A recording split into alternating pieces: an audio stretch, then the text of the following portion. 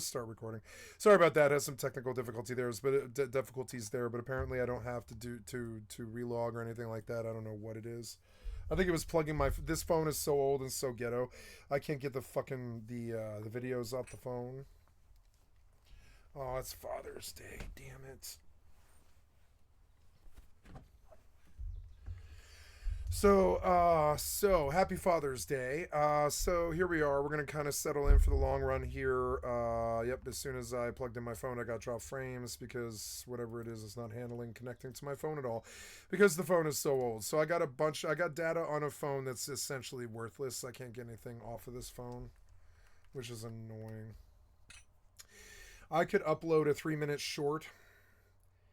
I guess I'll upload a 3 minute short is what I'll do. Cancel. Oh wait, no, I don't.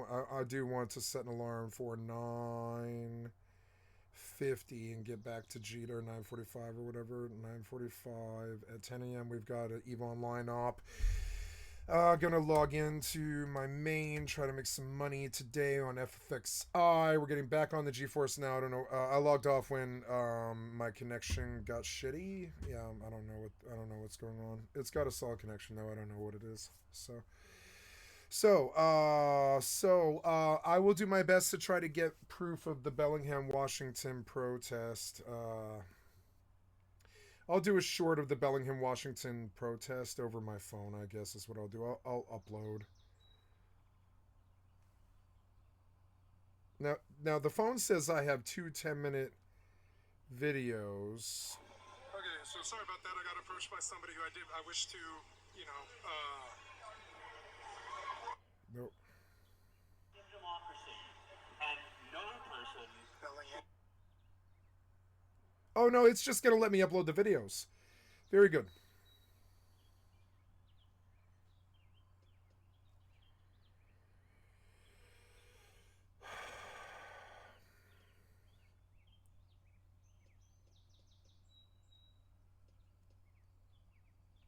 Bellingham, no Kings protest.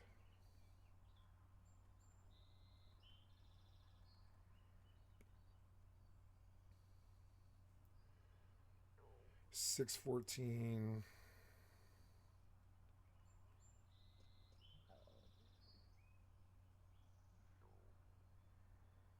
Oops, I've got to edit.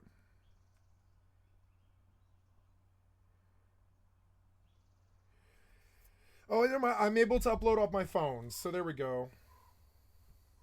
I want to edit. Oh wow, it's gonna take 5 minutes. So okay, whatever. We'll just edit it. So apparently I can upload on my phone. That was a way to get around the terrible software incompetence, which is very good. Fuck the software developers and their terrible tortious negligence and all the damage they're doing to the world, like Elon. Fuck the software developers and their fucking incompetence and the problems that they cause. Hardware too, you know. So anyways, yeah, gold ingots. Ooh, good. So let's make some gold ingots. Did I sell any? I did. I sold gold ingots. That's a good market. We'll do that for a while. 8901. You know, this young girl hit on me yesterday. She must have been, I don't know, 20, maybe 35, something like that. She was about 8 years younger than me. So it set off alarms because we have like a generational difference. I was like, yeah, but you're too young though. I learned from the last one to never do it again. Like, you're too young though. Like young women respond to me because they can tell that I've got power, and they respond to me like immediately. It's weird. And so, but I knew immediately when she talked to me, I was like, hi. And she was like, hey. And I was like, we're cool. We're hitting it off here. And I couldn't tell her to her fucking face. But you don't pass the test, though, because you're like 10 years younger than me, which sucks, you know? Like, we probably didn't listen to the same music. We didn't, like, go to the same fucking protests. We didn't hate the same presidents. We didn't, like... You know, we didn't like smoke heroin on the streets. She probably didn't smoke heroin on the streets or methamphetamine on the streets. Yeah, it's just kind of funny, maybe. But I looked her in the eyes and I was like, yeah, maybe you had an interesting life, but I don't think we share the same story at all. And it's weird because the only people who ever hit on me these days, it's weird because it's like I hit on girls. It's not something I have a problem with. I've never had a problem with it. But girls hit on me, which is fine. But the problem is when I look them in the eyes, I'm like, there's no way you've ever smoked meth and heroin on the fucking streets as a kingpin and fucking hustled in the below zero cold or whatever. There's just no way you didn't live the same kind of life I did. And so I find this like fundamental disconnect where I'm like, like I would love to fuck this girl, I would, but or even marry her, but we don't have anything in common. I can talk about how the cops might be chasing me, or a criminal, or a crazy stream sniper might be chasing me or trying to kill me or something like that. But I can't really say anything that she can relate to. I can't. There's nothing I can say that girl can relate to. So she was like, "What are you doing?" And I was like, "Well, I'm streaming for a liberal." A liberal stream.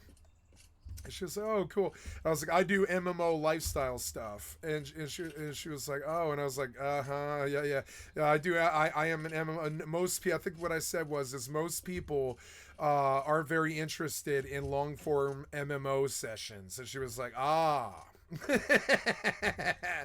and when I didn't say it to her face because I can make them laugh, and that's not the I could have made her laugh. It's like, yeah, I'm a professional gamer.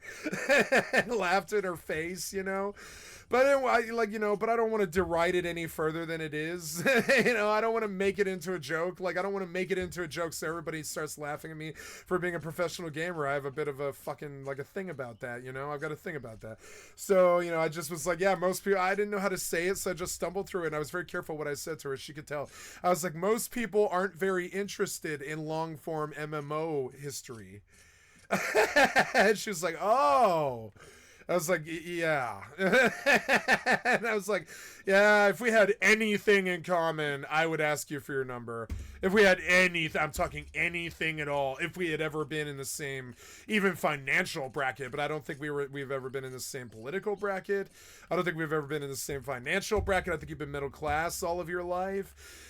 I don't think you've smoked heroin and meth. If you did, it was for like a brief period in your college days or something like that. I don't think you've lived on the streets for 13 years. I don't think you've got several beefs that might end your life.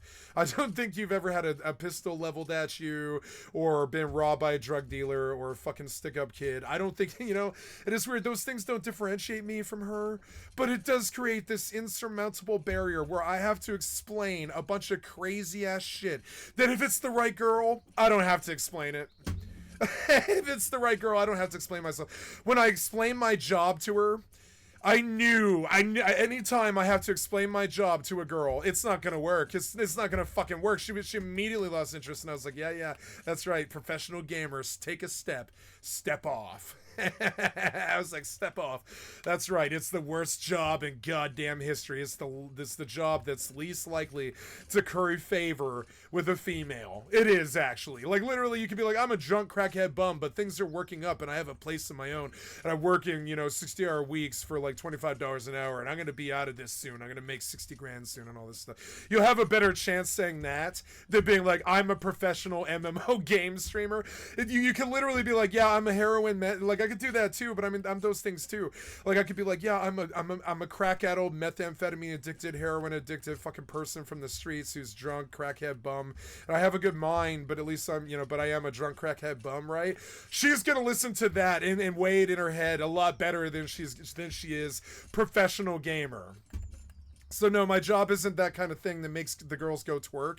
If I was making 50 million like Ninja or whatever, I would. But trust me, my job isn't something that makes the girls twerk, and I don't care either. It's just another form of subtle social fucking control that I've raged against all of my goddamn life. And when I have to explain the fucking job to the girl, she's not the one. Terribly sorry. And she thought it, and I guarantee what she thought. Oh, here's a Kikimora who's too timid to fucking hit on her. But no, I looked her in the fucking eyes. I weighed it in my head instantly, and I found her wanting. I was like, oh no, I'm gonna have to explain my job to her. And then I did. And when she was like, I don't understand, in her eyes I could tell she didn't understand. I was like, okay, yeah, I mean, sorry. You're just not the one. I know that you find me attractive or whatever, or that you want to step to me and get a date or something like that. And normally I would hit you for your numbers, but every day that goes by, I'm more and more aware of the fucking differences between me and everybody the fuck else. Everybody. There's no one else on the fucking planet. Not even Asmongold's totally like me. He sucked on Trump's dick, you know? Not even Asmongold is totally like me. It's insane. And so yeah, like, am I dateless? No. But will I find somebody who understands who the fuck I am? No. No. No. Nope. And when they realize that I sit down, trust me, they all do it. It happens. It's like all 7 or 8 women that I've been in long-term relationships with. They sit down and they realize, when they realize that I sit down and I play video games for something like 90 to 100 hours a week, whether they're paying me, whether I have a job, whether I'm on drugs, whether, you know, whether my family's alive or dead, whether my friends are alive or dead, it doesn't really matter. Whether I have a job or not, I'm still gonna clock like at least 60 hours a week on video games. So if I have a 60-hour a week job, I'm probably going to lose the job, because no matter what, I'm going to be clocking between 90 and 120 hours for video games and the work. So I can try and balance the job and the video games at the same time, but my life got a lot better when I stopped trying to do that. You know, my life got a lot better. So yeah, like when I had to explain my job to her, she was like, you know, and she was like, oh, what's that? And I was like, you know, I'm sorry, it's a really big fucking turn off. I'm sorry, it's a really big turn off when I have to explain my fucking job to a muggle. And on top of it, I don't think she was a muggle, but she was a muggle when it comes to what I do. She was not a muggle, but she was a muggle when it comes to what I do. And I'm not looking for a muggle that like when it comes to what I do. You know, when I go to the dating apps, I tell them, like, right on the dating app, like, for a while there, I used to write, like, 2 or 3 page things, but now I leave, like, 2 sentences, and one's like, yeah, I play video games for 100 hours a week, and I'm probably not, you know, I don't say I'm probably not the one, or whatever, but I mean, like, I'm like, yeah, if you don't do that, then don't bother. I'm like, I literally say that on the fucking dating apps. I'm like, if you don't play video games for at least 60 hours a week, I'm probably not the guy for you. And I shut them out in the first sentence. I'm like, yeah, okay. Because it is true. It's like being Sandy Koufax. You know, I'm not going to lie to them and shit. It's like being Sandy Koufax and trying to act like you're not going to play baseball for the rest of your goddamn life. I mean, yeah, you can try and be like, yeah, I'm fun in the bar right now while I have a drink with you. Or I'm fun at the protest for the 5 seconds that I talk to you or whatever. And I'm a cool person when we meet or whatever. But then I'm going to go back to the 90 hours a goddamn week that I play video games. And you're going to understand that no, I'm not going to fend for my family. No, I'm not going to fend for you. No, I'm not a good mate. No, I mean, no. I wake up in the morning, I take a shower, and I play video games. And, you know, and sooner or later, I began to understand that this began, I mean, after the 7th relationship or whatever, I began to understand that this is fundamentally pretty much the worst thing that you can do to a woman. Get in a relationship with her and then sit there and play video games for 90 hours a week. And so I told her, the first thing I told her, she's like, what are you doing? And I'm like, I'm taking a stream for a liberal thing. I'm doing a stream for a liberal channel that's got no views because I have an MMO lifestyle stream and not too many people are into that. And she tried to pretend she understood what the fuck I was saying. I was like, no, if I have to explain it, then you aren't the one. I'm terribly sorry. I didn't say that to her, but she was very disappointed when I didn't ask for her number. I could tell she walked away miffed. And I was like, I'm sorry, I'm not some fucking autistic dumb man-child who doesn't know how to hit on a woman. I'm an autistic dumb man-child who understands a woman who is allergic to his job. And I knew immediately she was allergic to my job. They always hate my job. Like, it's a turnoff for me. You understand? You turned me off. You turned me off because my job is a turnoff to you. The fact that I had to explain it at all in the first sentence is like, yeah, you know, when I said long form MMO history session person, she was like, what's that? And I was like, oh, you know, I'm sorry. It's like asking a Sandy Koufax what baseball is. I'm not going to explain it to you. It's this game that people do You know, it's like, I'm sorry, but no, you're not the one. If you're not clocking 60 hours a week like Chara Lana, I swear to God, I have a lot more in common with Chara Lana Hazard than I do with that girl that I met yesterday. And she was a hot girl. But I mean, like, you know, but it doesn't matter. I still have a lot more in common with Chara Lana Hazard than I do with that girl I met yesterday. I'm very aware of this. It sucks when there's actually goddamn things in the way. It sucks, right?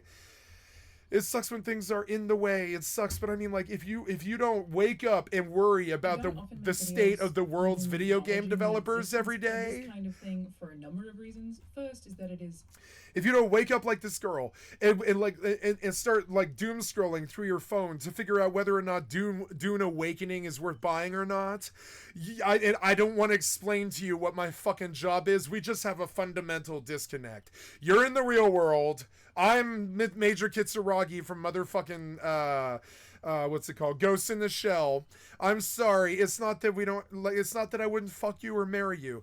It's that you're not Ghost in the Shell. It's not like I'm asking you to become Ghost in the Shell. Quite the opposite. I want you to continue on with your beautiful, wonderful life in the real world and go save some lives and stop the ice raids and all this other stuff or whatever your fucking deal is, protesting or whatever your life is. I'm sure you have a 9-to-5 job and I'm sure it's fucking awesome.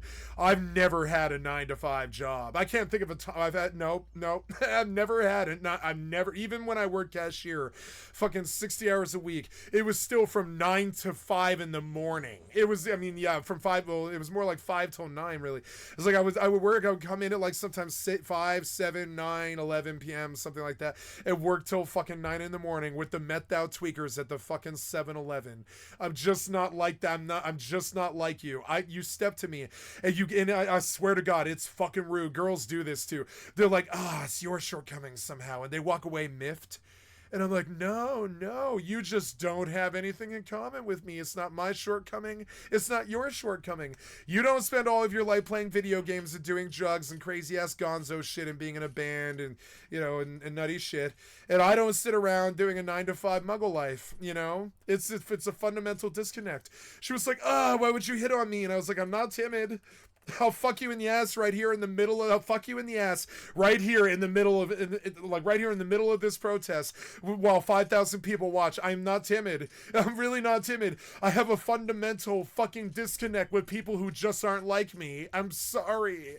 And so many of them step to me. It's so annoying. Since I was like 24, they step to me. They think they can fix me. Nah, B. You don't have a 9-to-5 drug habit. You don't have a 9-to-5 video game habit. You don't have a fucking 5 to 9 like crazy West Side taxi driver dating strippers running with drug dealers fucking life. You just don't have a life like that. We don't have anything in common, and it fucking depresses me. I'm going to talk about it right now. It depresses me so bad. There has been something like 150 women who have stepped to me in the last like 5 years. It's dumb.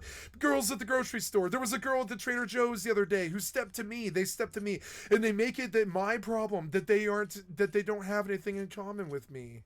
They make it my problem. I'm sorry. It's a good thing that you just didn't play video games all of your goddamn life. I can quote every Final Fantasy. I can tell you the script from every Final Fantasy. I can tell you the script from I don't know, what other huge string of games was there? I don't know. Zelda. I can tell you the script from every Zelda game. I can tell you the script from every Mario game. I can tell you what happens. I can tell you what happens at Disco Elysium on at least 2 different endings. I can tell you what happens. Like if you can't relate, if you've never beaten Disco Elysium, you're not the right girl. You're a goody two shoe, and you're not in fucking. I don't have anything in common with you. And the goody two shoes that step to me, they make it like it's my failure. It's no one's failure. It's no one's failure just because we don't have anything in common, you know? And I swear to God, this angers women when they're like, they come and they rub up against me or whatever, and they sniff at me. And they're like, hey, what do you like? And I'm like, I don't know, but it's probably not anything you're like, though. I mean, and I ask them, I'm like, you know, I do long form MMOs stuff. I play video games all of my life. And they're like, and I'm like, you're a normie. And they're like, you're a normie.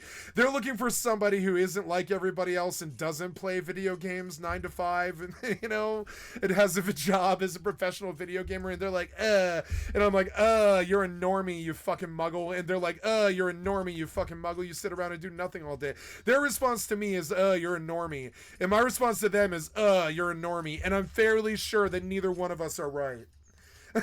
And their response is like, oh, you're a normie. And I'm like, you're a normie. You know, you're not a muggle, but you're definitely a normie. You're definitely a normie. You wake up between 6 and 9 in the morning, I guarantee. You wake up between 6 and 1 in the afternoon. That's nice, but I only do that like one day a week. Ever. My whole life. You know, that my whole life since I was, I don't know, like 19 or something. Like, I don't know. Yeah, the last... I think this stuff is very funny. It's like the battle of the sexes, but there's also this fundamental disconnect that yeah, you guys aren't like us. It's not that the men aren't like the women. It's like the women are not like the men. You guys are not like us. I mean, I don't know how else to say it. Like you're not like us. You don't sit and play. You're not like me. You're not like us. You're not like us. You're not like me. Like now, I would love it if a girl like Charla Lana Hazard were to step to me, because there's somebody who understands the metrics of a Dune Awakening Day 10. Can't believe I'm saying this. But I mean, it's true. She understands the metrics of a Dune Awakening on Day 10. When I talked to that normal girl yesterday, and I don't mean to call her a normie, but she's a normie to me.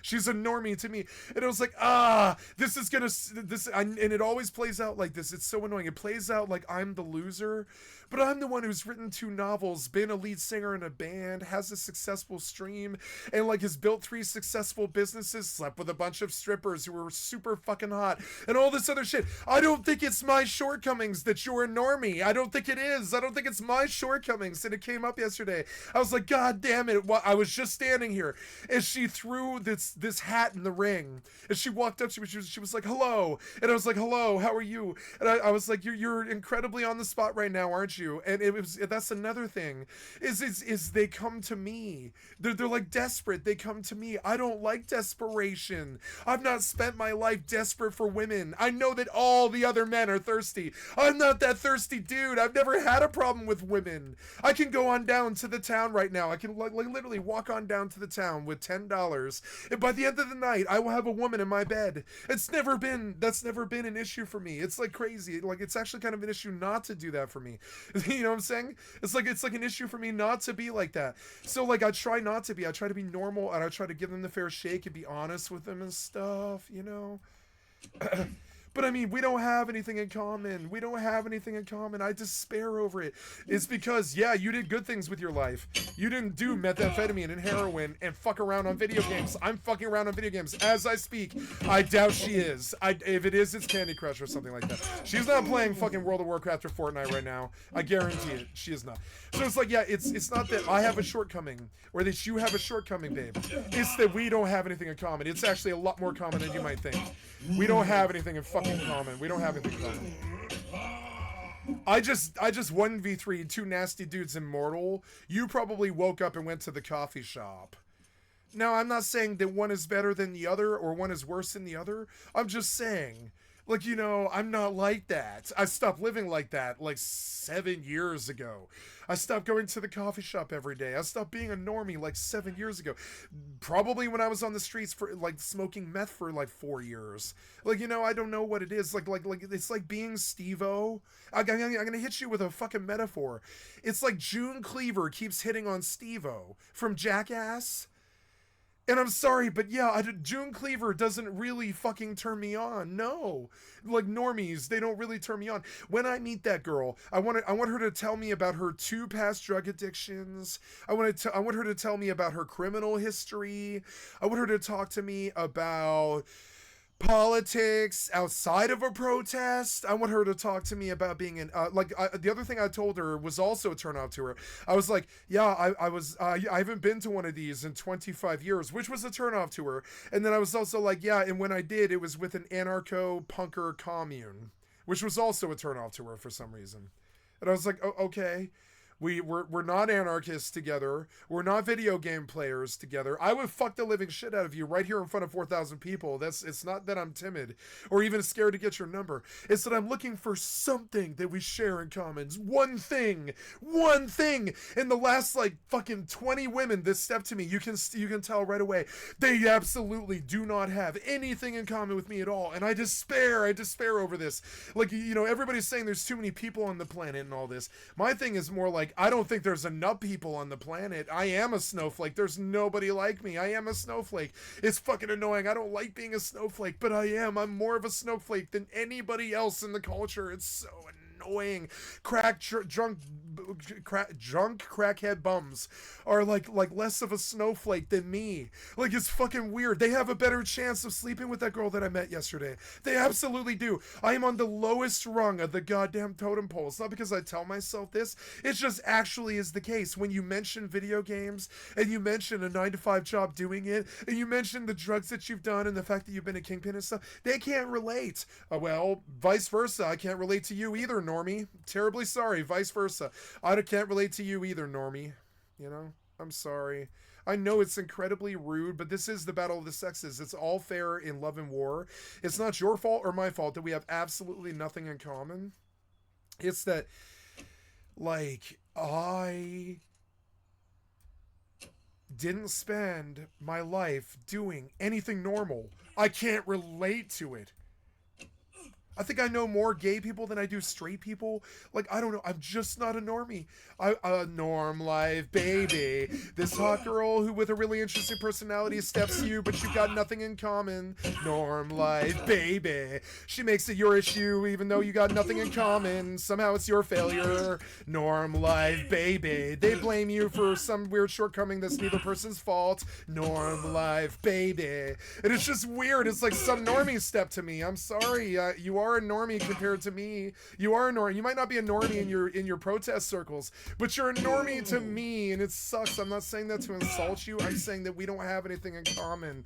You're a normie.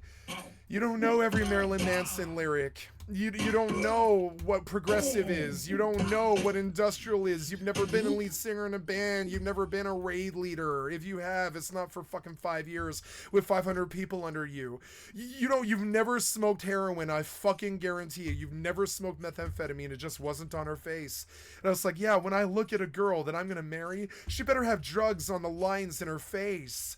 You know, I'm sorry, but like my XM, first of all, she didn't have wrinkles on her face because she was like 12 years younger than me.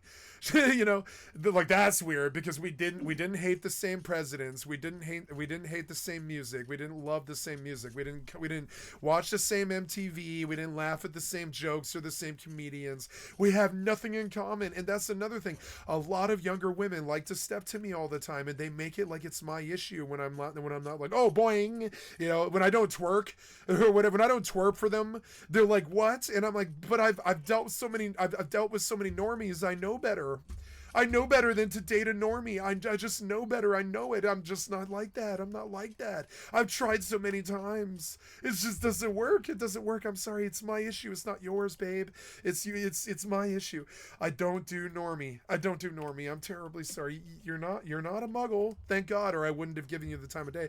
I would have been like, oh, nope, this is a muggle. I can't talk to this person. I'm terribly sorry. I'm busy. I've got to keep walking, right? But I didn't give that response. I gave them the 5 minutes.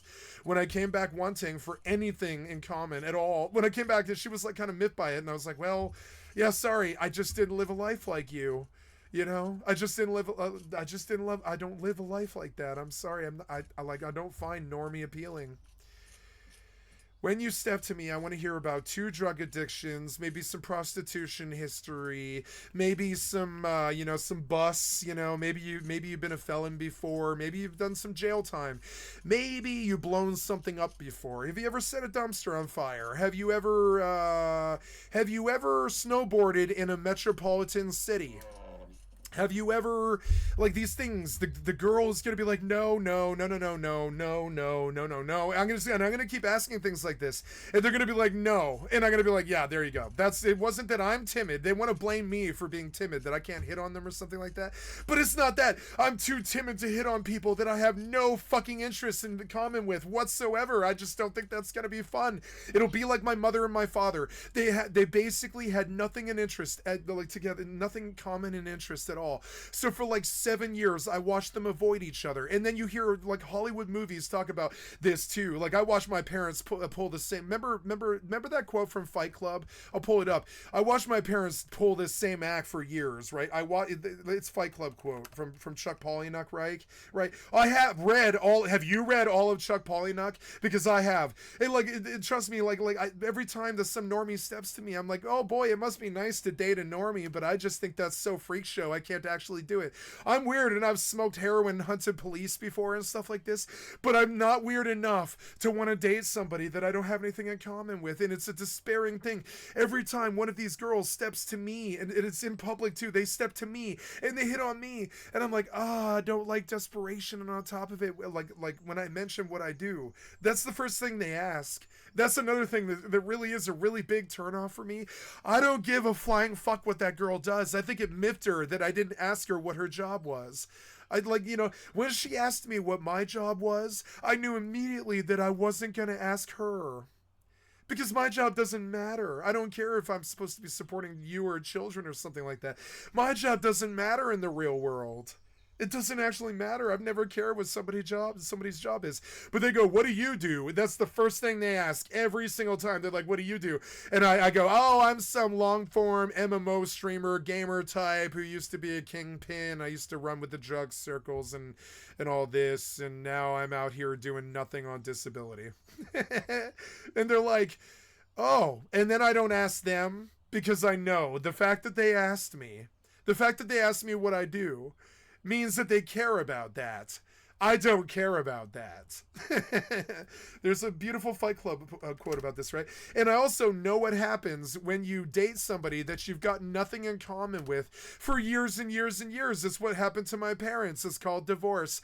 When you don't actually share anything in common with the person that you are living with, you have what is called basically either a divorce waiting to happen or some kind of common law marriage where you just don't like each other or talk to each other. I will not do this with my life. I refuse to do it. I watched my parents do it. I watched generations do it. I watched these videos like this guy from this video. I'll play this video right now. It's so good. It's like top divorce lawyer talks divorce, right? From Soft White Underbelly. From Soft White Underbelly, and I learned this guy talks all the time. He's like, trust me, if you meet somebody who you think is special, inside it, like you should really make sure that you have something in common. I learned from James Sexton. He's probably a toxic male dude, but I don't care. This guy, he is like the world's most successful divorce lawyer, and the things that he had to say was profound. Like she sits at home all day waiting for him to become interested in her, and he works a hedge fund all day and can't understand how and built like this $10 billion empire or something, and can't understand like how she believes that they're equal or something like this. And he talked about weird crazy things like this, like the guy doesn't view that they're equal because he built a $10 billion empire, she runs a house, you know. It is shitty, and this causes divorces. And it's not like I wrote it, he wrote it. It's not my stuff that I'm quoting. And I don't believe in these things that he's saying. I just sort of but it's kind of funny when you come down to it and you hear what some divorce lawyer tells you, what he hears from people. You begin to realize that there is like traps and pitfalls here, like marrying somebody that you have no fucking anything in common with. When I have to explain what long form MMO history is, when I have to explain what my drug history is, and the girl can't chime in and be like, oh yeah, I was on meth for 5 years myself, yeah, you know, like then we got nothing in common. We've got nothing in common. There's no reason to try. And trust me, I've met so many women that I had a lot in common with. Like one of the reasons I really like cloud candy. And what happened here? Are you just die? Heal him, bandage, and run. I should go get the bandit daily, apparently.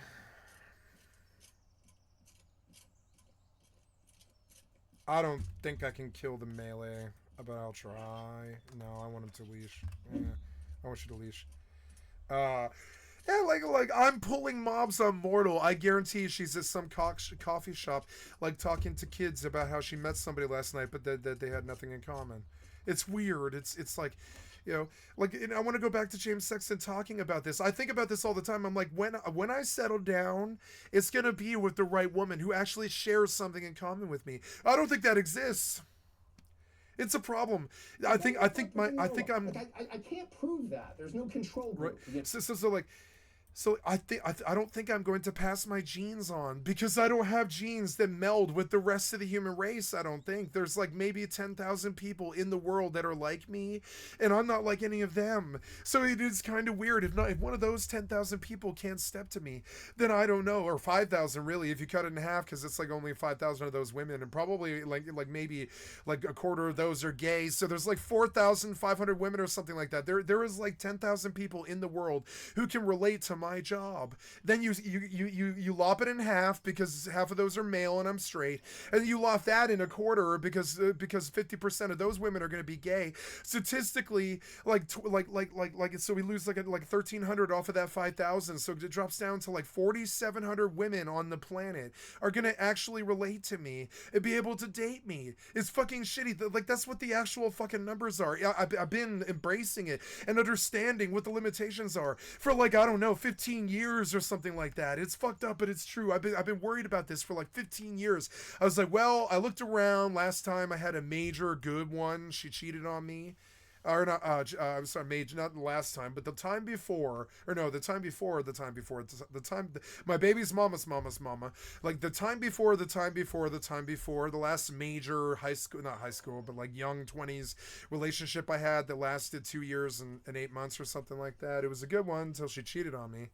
But I mean, I was playing video games 100 hours a week, working a crappy 50 hour week job from 9 p.m. until 5 in the morning, exactly when she got up. And we didn't have the same we didn't have the same schedule, we didn't have anything in common, we didn't hang out with the same people, we didn't do the same things. And so understand like that ended, and when I understood that it ended because we had nothing in common, I was like, I'm never doing this again. I'm not dating somebody who has nothing in common with me. It's my own thing. It's not that I'm timid. It's that you guys actually fail my test. It's stupid. I don't want it to be that way. I'm desperately looking. I don't want them to fail my test. I really don't.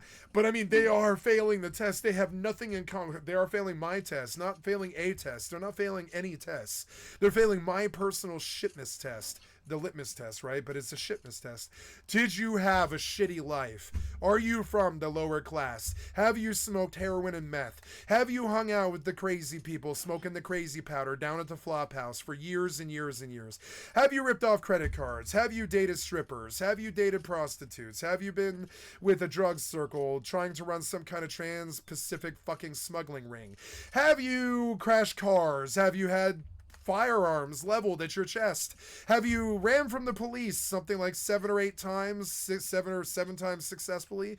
Like, I've only ever been successfully caught, I think like 2 times out of like the 14 times I ran from them or something like that. Have you ran from the police? Have you hunted police? If you are answering no to all of these questions, we have nothing in common. This is not my fault. I mean, it is my fault, but it's not like there's a problem here. It's not like some kind of like shortcoming. This is not my shortcoming. It's that we just have nothing in common. Are you planning on buying a houseboat in the future? Are you planning on buying a missile silo in the future? Are you plotting against the American government? Are you trying to build a lobby to disband the Republican and Democrat Party? Do you have a personal war against the pigs and the government? Have you been targeted by police before? Have you worked with police before? Have you turned state evidence in a case? Have you been a criminal informant? Have you ever been a CI? I mean, it just goes on. Like, I don't like the fact that I have these things, but if you don't have these things, you probably, and you'd be surprised. I know many women who do have a past like me. You'd be surprised. I can think of them at I got my friend B, I got my friend A, I got my other friend A, I got my other friend A, who's the kingpin lady who runs the Denver drug scene. I've got, you'd be surprised. I know about 20 women who are like me, but you're not it. And it sucks. It's my shortcoming all the time. It's somehow my shortcoming. I'm the loser just because I don't have anything in common with you. And I don't like it. I didn't like the normie vibe. That's a normie vibe that I'm like. Normie vibe is to point out and go, you're too timid or something like that. That's the normie vibe, to blame it on the other person. It actually might be just shortcomings on both sides, It sucks. It's not just me. We don't have anything in common. That's not your fault. That's just how dating works. We don't have anything in common. You spent your life being a normie. I spent my life running from the police since before I was legal to smoke cigarettes and shit like that. To each his own, to each his own. Nice. The caster doesn't cast now if you're busy with somebody else.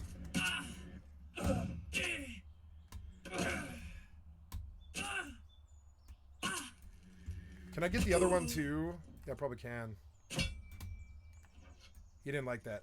I don't care. You're gonna get stabbed. You're gonna get stabbed, bitch, real hard.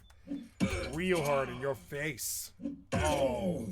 I'm talking about stabbing some dude in the face with a spear. She's probably talking about Donald Trump. I guarantee it. Like, these things, they're fundamental disconnects. And for some reason, I dislike that it's always my fault. It's like they want to make it your fault that you're not maybe the right material for them. Is somehow my shortcoming all the fucking time. Yeah, I'm sure it is. But they make a point of making it like it's your shortcoming. They walk away miffed, like, why won't you hit on me? Because we have nothing in common. I can read it on your fucking face. We have nothing in common. I've been looking for 15 years.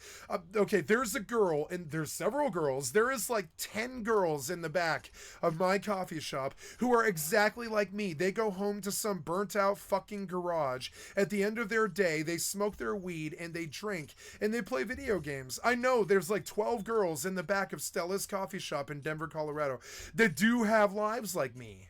It does exist. I know it's something like 50 women like this. I know because I chart them and I graph them and I track their progress, and I'm like, oh, good, there's good people left in the world who are actually like me, And so when you're not like that, it stands out. I mean, I know the bona fide is exactly what happens to women when they're looking for Princess Charming. I'm sorry, I'm looking for Princess Charming. You're not it. You're looking for Prince Charming. I'm not it. Let's agree to disagree. But it's somehow my fault, though. It is my fault. I'm the one who's a loser because I can't respond because they don't have anything in common with me. But I mean, like, we need something in common. We do, or it ends. The relationship ends. We need something in common. I mentioned the things that I cared about to her. It drew a complete blank with her. I was like, well, sorry. I was like, well, most people don't like long form MMO stuff. And you could tell she wanted to ask me what that meant, but she didn't because she wanted to act like she knew what it meant. And I was like, well, just ask what it means. But we got nothing in common there. Then I mentioned, like, that I'm old, that I'm like almost 50 years old, and she's got to be maybe 37, maybe at the oldest. That girl's between 27 and 37, something like that. And so it's like, yeah, we don't have the same presidents in common. We don't have the same music in common. We don't even have the same drugs in common. Like, for instance, I was able to do drugs up until the white people killed the whole world and took over everything and destroyed everything with their bank crisis and their 9/11s and their Vietnams and their COVIDs and their drug crises and their 55,000 drug prisons and all this, right? But I'm old enough to remember. I don't think this girl is. I'm old enough to remember peanut butter dope. This girl isn't old enough to remember what peanut butter dope is. If I have to explain to her what peanut butter dope is, we don't have anything in common. I'm sorry. And I've learned from James Sexton and all these other people. I've married people as their minister and stuff like this. I'm a particularly good, like, love guru or something like that. I'm good at getting people together. I've fixed up relationships and stuff before in my time. I'm not bad at this, but I mean, like, I know when we have nothing in common. I'm just very aware of it. After my divorce, where I was really ambitious when it came to women, but then it felt like a job. Like, it felt like a job after a while, where I was like, God, it's like enough. It's kind of enough, like it's like when you've eaten so much that you just go like, I got that way with pussy. Like, it really was like I just had enough. Like, it was fun. I was like, this is great. But I will never have enough of women, but I'm not doing women again until they have something in common with me. You know? It's not that much to ask for. That's what they expect. That's what everybody else. But for some reason, I'm a loser with too high standards or anything like that. No, it's a simple thing to require the woman to have something in common with me. Something, anything at all. Like, yeah, we're at the same protest, but I doubt we have the same political affiliation even. You're looking like a Democrat to me. I can't vote Democrat. To me, those people are traitors. Cause baby, I'm an anarchist. You're a spineless liberal. I almost whistled it as I walked away. I was like, cause baby, I almost whistled cause baby, I'm an anarchist as I left. I was like, I'm leaving this girl behind. And she's like shaking her head at me as I walk away. I know she is, but it doesn't fucking matter. I almost whistled because baby, I'm an anarchist. She did, like when she was nonplussed when I said, I very specifically said something that really I don't think she liked hearing, which was anarcho-punk. And I was like, I don't care if you don't like hearing it. I don't care. Or maybe she does like it. I don't know. But it was like a nonplus response. Trust me, when you tell somebody that you're an anarcho-punk, you get either one or two things. You get what she gave, which is some lukewarm acceptance because they don't know what it means, or you get it. Oh, I am too, or I am too, right? And there's just another fundamental disconnect. It's just another one for the like another stack, another book for the stack. You know, it's just another fundamental difference. You go home and you vote for Kamala. I go home and I talk about disbanding the Democrat and the Republic Party for their traitorisms. You know, I think there's a difference. Cause baby, I'm an anarchist. You're a spineless liberal. We marched together for the same hour days in the streets of Seattle. But when it came time to throw a brick through that window, you left me all alone. Or whatever, right? Oh, no, you killed me. It's so annoying. Why do you kill me? It's so annoying. You don't actually have LOS and you need to fix it. The fucking spells are going through the wall and it's so annoying. That shouldn't have killed me. It's another piece of shit developer wasting my fucking time. I should stop playing this game. You know, I've really been tripping out on something lately. Like that girl yesterday. I've been tripping out about this. I'm going to hit you with a quote, right? Guy goes to the doctor. He says, doctor, it hurts when I do this. What does the doctor say? He says, well, don't do this, right? I just don't want to do things that hurt me anymore, like play this video game, I don't think. I'm going to go back and get my set because I kind of probably will play this game again. But I don't want to play it right now because it makes me unhappy. The game constantly makes me unhappy. Because those mages shot their spells through the fucking wall, I have to lose 20 minutes because the developer sucks dick all day? No, that's just you passing cost of business on to the consumer. They shouldn't have been able to kill me. There was a wall between me and them. They were shooting spells at a wall. Because you're a piece of shit developer who can't design walls correctly, I have to lose 20 minutes and I'm going to get off your game. I'm going to go pick up the loot so I don't lose anything, but I'm going to get off your game. I'm going to do this. It becomes less and less likely that I'm going to log into your game each day. The more and more bullshit ass shit like what just happened, you know? It sucks, but it is true. Yeah, it's the same thing. Sooner or later, I'm going to have to find the right one. You know, if I'm going to settle down with anybody, they've got to share something in common. Like, you know? Something in common. Do you play Rust? Do you have 5,000 hours in Rust? Do you play WoW? Do you have 30,000 hours in WoW? Do you play Fortnite? Do you have 10,000 hours on Fortnite? Do you play Overwatch? Do you have 10,000 hours on Overwatch? Something in common, anything in common. Do you like Hearthstone? Do you smoke heroin? Do you like methamphetamine? Then the answers are no to all of it. All of it. Well, when you're in your 20s. And yeah, I'm trying to make it like it's her fault. It's nobody's fault. No, it's not like that. It's not her fault. It's not my fault. We're just two different peas in two different pods. 30s, maybe. Yeah. Your libido is strong. No. And so then I have to trip on it. I have to be like, this is my fault somehow. I have to feel guilty and be like, oh, I'm it's my fault that we have nothing in common. It's my problem. And it is. It's my fault. It's not theirs. It's my fucking fault that I have nothing in common with the goddamn human race. I don't fucking relate to any of them. I mean, maybe my best friend, you know, who runs the ashram. I relate to him. I don't really relate to these other fucking people. I really don't. I don't really relate to them. I looked at them. It's not that I find them wanting. It's like that you're on Venus and I'm out on some uncharted like LTAC W349 like system out in some Eridar system or something like that, and you're on Venus. It is just like yeah, I'm the crazy alien on some other planet. Yep, and you're the normal person on Venus, and most men are on Mars. I'm not on Mars. I am way the fuck out there on CTAC 394W or whatever. Way out there. I'm talking way out, like Yellow Wolf. I'm way the fuck out there, and I'm looking for something, anything that we have in common. It's not there. It makes you insane. Yeah, I was. And so and not only am I uncomfortable with somebody like I'm sorry, I'm uncomfortable with a girl hitting on me. I'd rather do it myself. And you'd be surprised, the last like 15 women that even remotely took a chance to talk to me or anything like that, they took the chance because I'm not actually looking. I mean, I'm not. I don't think I'm going to find anybody. I don't think any of these girls play Final Fantasy 11. I don't think any of these girls play Rust. I don't think any of these girls play Mortal. I don't think any of these girls play fucking anything on GeForce Now right now that I have, New Worlds or anything like that. I don't think they play Seven Days. Maybe they play 7 Days. I don't know. But I doubt it. They probably play Minecraft, frankly. It's the one that I can't stand. And so, yeah, just because we play video games and we do the same thing, which is play video games, doesn't mean that I play Minecraft or whatever. It's kind of weird. So, look, I'm looking for anything in common. I learned after 7 failed relationships and watching this divorce lawyer video to not date people that you have nothing in common with. Is that weird? I don't think it is. But they make it your problem, like you have some shortcoming or something. I don't like the shame. It's no one's fault that we have nothing in common. It's nobody's fault. I definitely was. As we age, we mellow. Yeah. I've got yellow teeth like him from cigarettes and cigars when I was a child. You know, when I was a child, I had yellow teeth by the time I was 18. I don't think that girl had pretty teeth.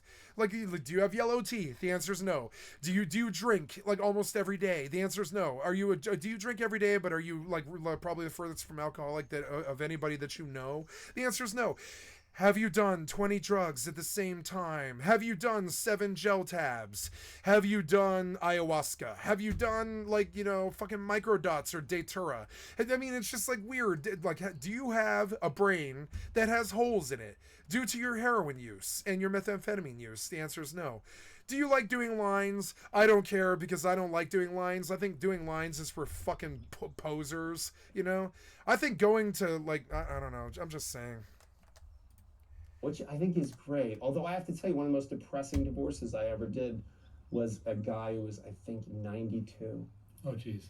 And what made it depressing is that he had left his wife of, I don't know, 50-something, 60-something years for a younger woman, a woman in her 50s.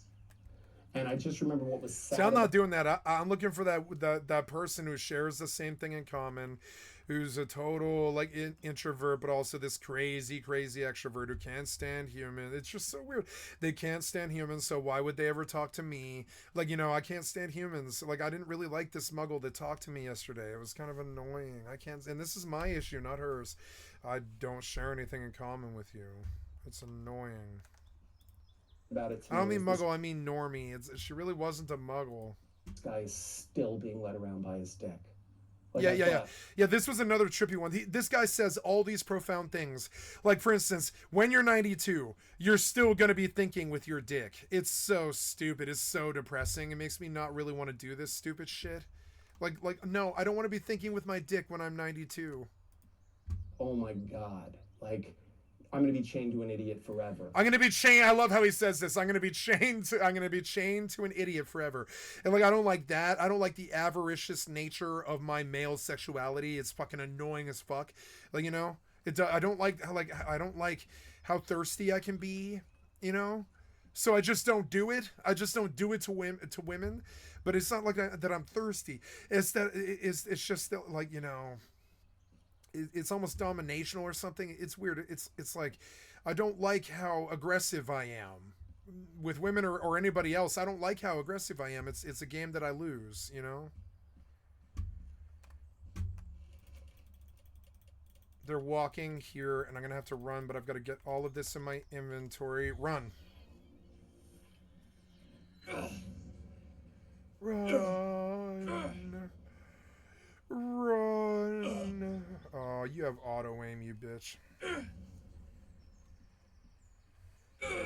I've been incredibly sexist all of my life, basically. I've been incredibly homophobic all of my life. I use the FA blank word. Ooh, who's this? This is Stable Master. Was he always there? Like, not. It's not that I was homophobic. It was that I used homophobic slurs all of my life. And so I have to live that up. I have to, like, live that down. I have to do something about that. I have to, I mean, I've changed. I haven't used the F slur in a real way in a long, long time. Like, I don't know, 2.5 years or something like that. Did you grow up using the F-bomb like South Park? Did you grow up on South Park? Which, might I remind you, there's some really, really sexist, fucked up shit in South Park. You know, it's weird. It's like, you know, do you listen to 16-year-old girl music from Mexico? Do you, I mean, it's like weird, like, you know, I don't know. It's not that I'm making these things up that I'm like this. I'm actually like that. Do you listen to the Marias? Do you listen to 16-year-old girl cocaine music from Mexico? Probably not. Maybe, but probably not. You know, and I'm sorry, but I just despair. I despair at it.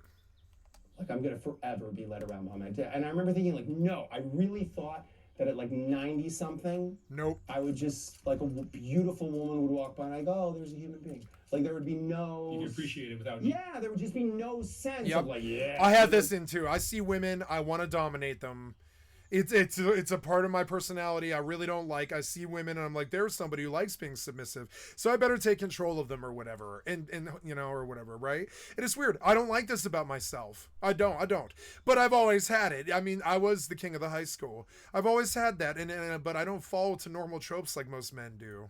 But that would be gone from me. Yeah, I do. I've been living, I swear to God, this shit blows my mind. I have been living like with this belief. I mean, what he's talking about is real. I've been living with a belief that sooner or later I wasn't chained to an idiot anymore and my dick wasn't going to leave me around. But no, my dick leaves me around all of my goddamn life. That's what stupid ass like fucking, like, that's what being a human is. That's what being a male is. It's fucking stupid. Unless you have some other, like, you know, like orientation or something. You are incredibly aggressive towards women. It's fucking annoying. I hate it.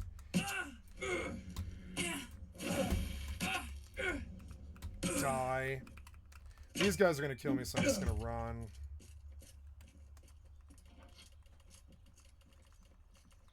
The bandage is not on my bar. Ouch. Oh no, run. Don't kill me, no. I can run faster than you. I should just go get this daily, because I'm just killing bandits for some reason, for no reason. So whatever. Like so when I list 150 things that I care about and not a single one of them is something she cares about, then we're not material. We're not the proper material for each other. It's fucking annoying. I can read it right away. I hate that I don't mean to be this discerning, but she could tell too. I knew at the end of it, she was like, wait, like when he didn't hit on me, she realized that we have nothing in common. Nothing. I wanted to really bad. I was like, she's beautiful. But, like, you know, but we have nothing in common. We have nothing in common. Not a single fucking thing. We don't have this divorce lawyer video in common. We don't have anything in common. Nothing. You know?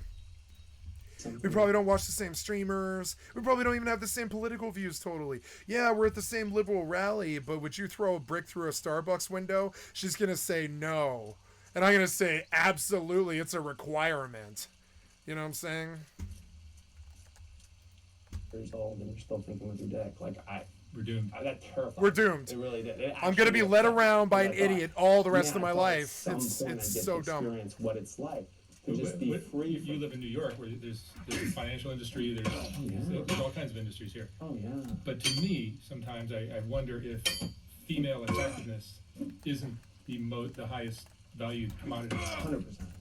It is. Yeah, of course. Men are becoming more powerful in order to get a woman. Of course. Yep. The woman they want. Of course. Yep. What an attractive woman. And when I say attractive, I don't. Yeah, women have so much more power than men do. Sexually confident. I mean, what an unbelievably lucrative career. Like, I do divorces for people that You know, a woman walks out with $200-300 million. He was an analyst at Goldman Sachs who built a hedge fund and then sold it, and then used his trading algorithm to build it up to $500 million. She was hot. She was hot. Did you hear him? Did you hear him? Like, it's sexist what he's saying, but it is true. Like, and this one blew my fucking mind. It's like, they aren't really the same. Like, they're not really the same. Like, you know, they're not really. Like, let's hear him say it again. It's weird. I mean, even just sexually confident. I mean, what an unbelievably lucrative career that is. Like, I do divorces for people that, you know, a woman walks out with $200-300. Maybe I should be a divorce lawyer, because I don't have a lot of sympathy for these people.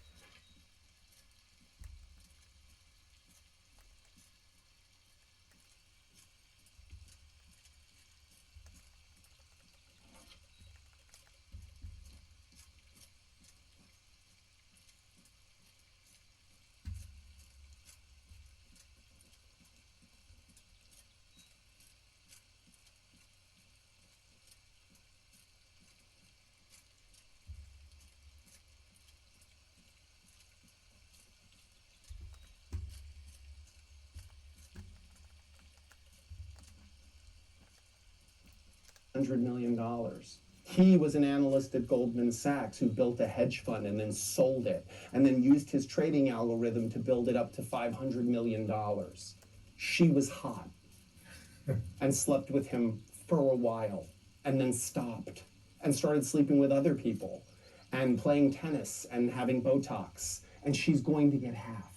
Like, that's fucking incredible. Like, do you know what he had to do to get that? And what she had to, I'll fuck that guy for $200 million. Are you kidding me? Like, that's insane. That's incredible. Like, and God bless. I mean, I'm not saying that this is the rules of the game. It's just the rules of the game. You can't All's argue fair in love that's and not easier war. than going to Harvard. No, for sure. But You know. then the payoff, the trade-off for that is that when they hit a certain age, the value Play decreases. it right.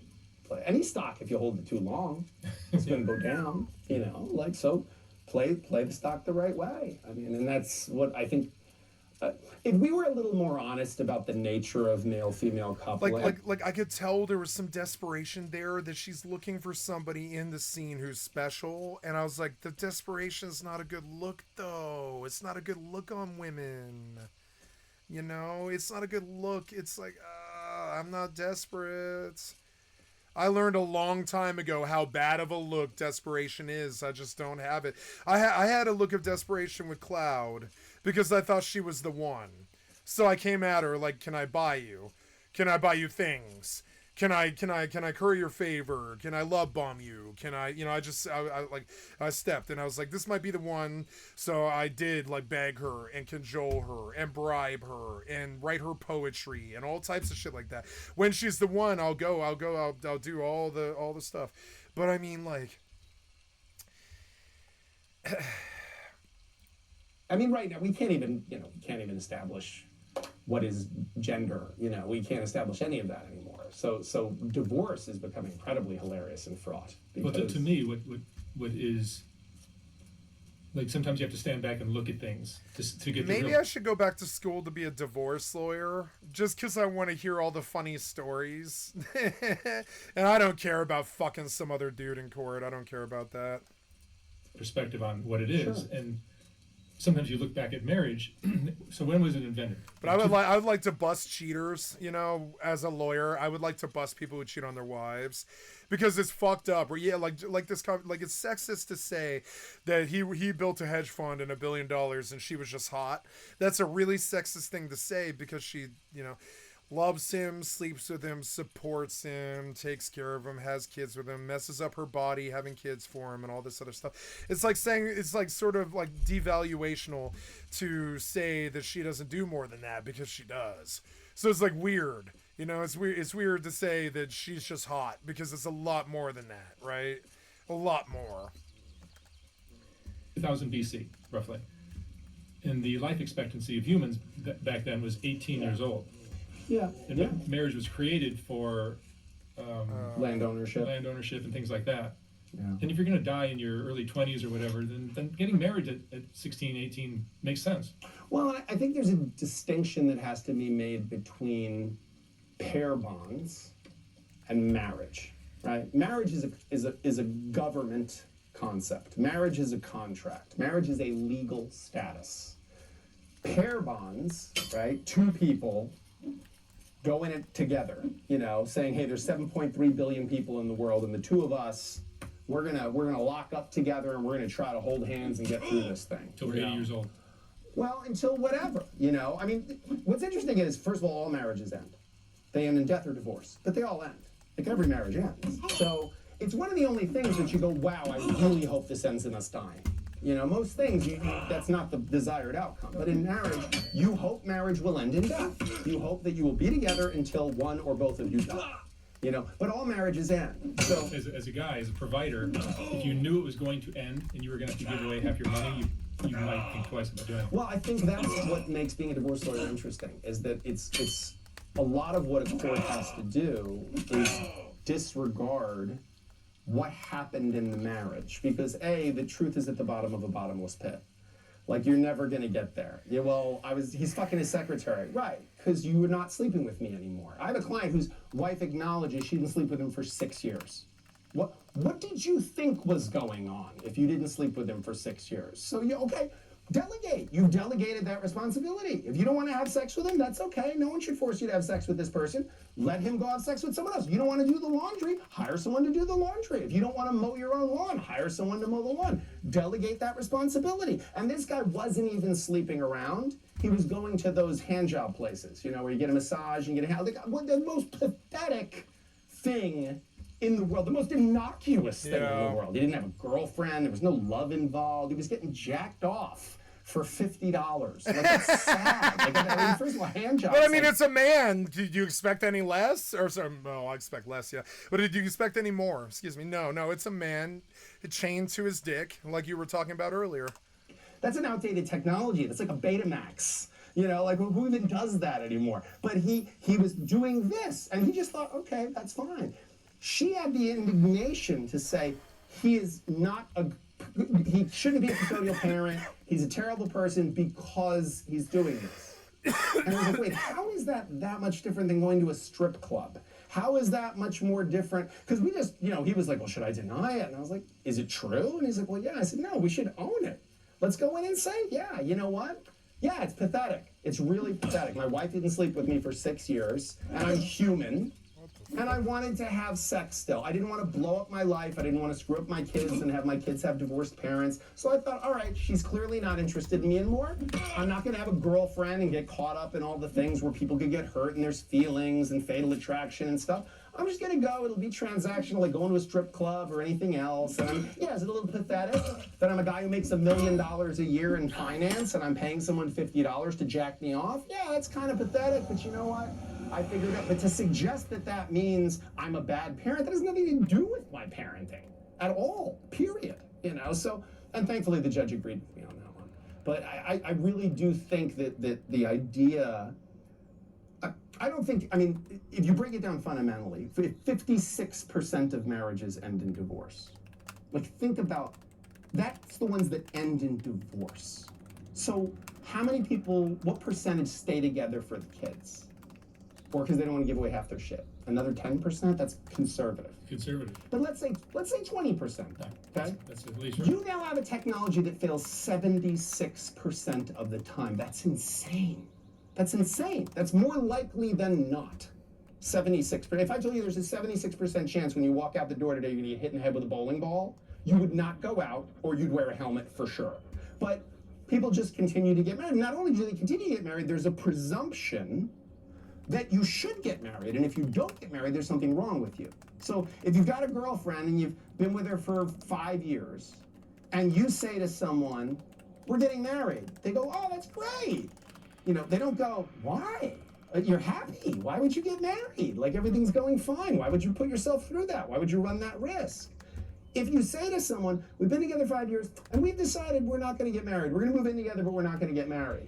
Ooh. What's wrong? You have intimacy issues? What's your problem? But meanwhile, 56% end in divorce. It's literally fits the legal definition of negligence. It's a negligent behavior. The way you define negligence in law school is when what you lose by not doing something, okay, is lower than the risk of harm. It's what's called a BPL analysis. So the burden of not doing a thing is lower than the likelihood, the probability of harm. So BPL, so burden, probability, and loss.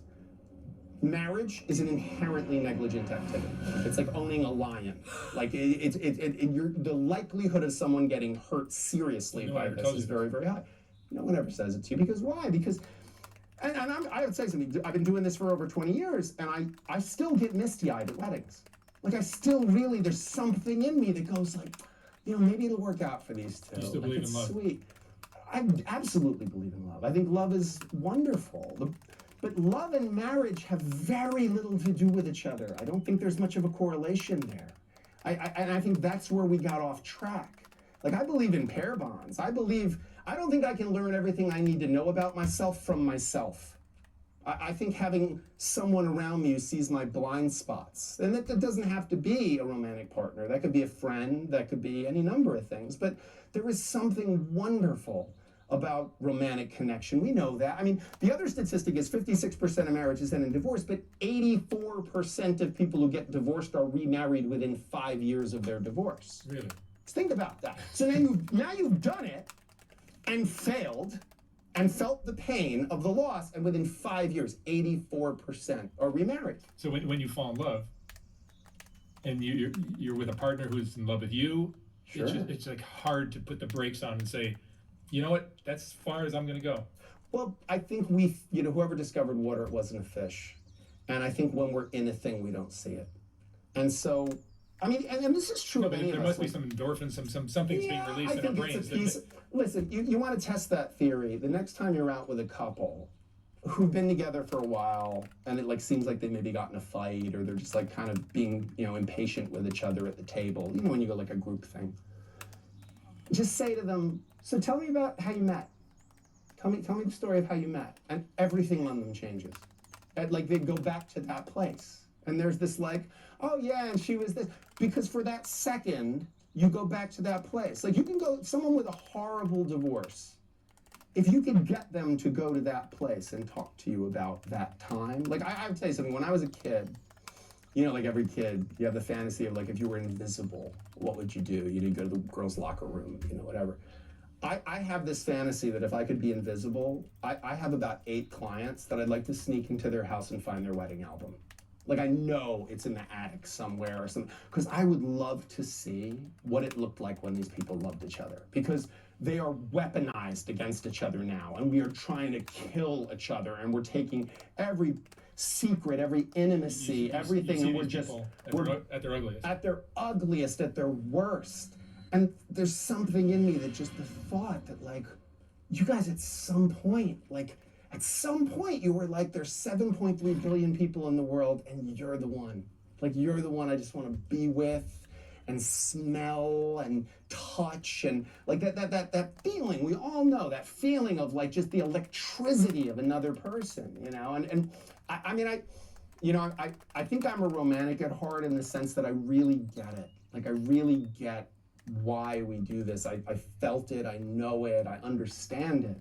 But tying that to the technology of marriage, to me, makes almost no sense whatsoever. And I actually think it's almost antagonistic to that connection with another person, because there's so much expectation that comes with marriage culturally. We've created so much stuff around it. When you marry someone, they're supposed to be, at least in the modern Western model, your best friend, best roommate, best co-parent, best travel partner, best roommate, best everything, best activity partner. How would one person be all of those things? That's insane. If I was interviewing for a job and said, I want you to be the best typist, and I also want you to be best on the phone, and I also want you to be great at that, and I ran down a list of dissimilar things, or if I went to an amazing chef, and I said, I know you're a great chef, but can you farm?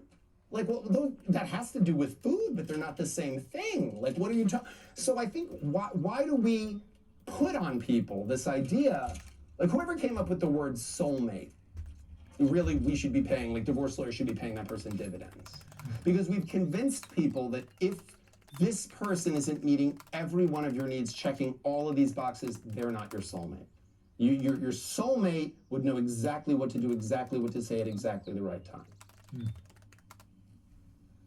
I can go off on this stuff. Yeah. I tend to, Well, what do you think the secret is to keeping a marriage vital, keeping it alive? I think people get unhappy in marriages the way that people go bankrupt, which is very slowly and then all at once. I think it's very slow and then it just goes off a cliff. So everybody will say, well, we divorced because he was cheating or she was cheating, or we divorced because he had an alcohol issue or a drug issue, which lately we're seeing more like alcohol and drugs is a big thing, especially post-pandemic. There's a tremendous amount of substance abuse stuff that's causing a lot of issues in marriages. And certainly, like, social media has increased the accessibility of adultery and connections to other people and reconnections with people from your past who remind you of a version of yourself that you felt more excited about because you were younger. So it's, it used to be if you, like, ran into the girl you banged in high school, it was like once every 10 years at a reunion, or if you lived in the same town as you grew up in, you might run into the person at the Walmart. But now it's like on Facebook, you have all these excuses to be able to chit chat with someone, and all these benign entry points, of like, oh, I saw your pictures from vacation. Where did you stay in Miami? And then it becomes, oh yeah, well, you looked great. I mean, boy, you look fantastic in a bikini, and then all of a sudden we're off to the races and we're chatting with each other. So if we were going to invent like an infidelity machine, you couldn't do better than Facebook and Instagram. I mean, that's about as good as it gets. But I genuinely think that the secret to staying happy in a marriage is probably the same secret to maintaining a healthy weight. Don't wait till you get super fat and then try to lose the weight. Don't wait until you get really sick. Like, my sister's a dentist, and she always says, if you have a toothache, there's nothing I can do, really. Like, I can pull the tooth, I can give you a root canal, but like, I can prevent you from getting a toothache. If you just come see me regularly and you just floss and you just brush your teeth, you'll never get a toothache. By the time your tooth hurts, something is already seriously wrong. By the time you're in a divorce lawyer's office, you're fucked. The whole thing's fucked at that point. Like, you'd be better off just, figuring out the preventative maintenance, right? Like, change the oil in your car. Like, so if you reverse engineer divorce, like most people, the marriage killer, the cheating or the gambling or the whatever, that's the symptom. Like, the problem is these little disconnections. One of the best stories I have is I had a client who I did her divorce, and we'd spend a lot of time together, because you do. When you're a divorce lawyer, you spend a lot of time with people and you get to know them very well. I mean, people will lie to their therapist. They won't lie to their divorce lawyer because A, there's no reason to, and B, I need to know everything, and it's all attorney-client privilege. And this woman, we were sitting outside the courtroom waiting on a break in testimony. And she was a young woman in her probably like late 30s, very attractive.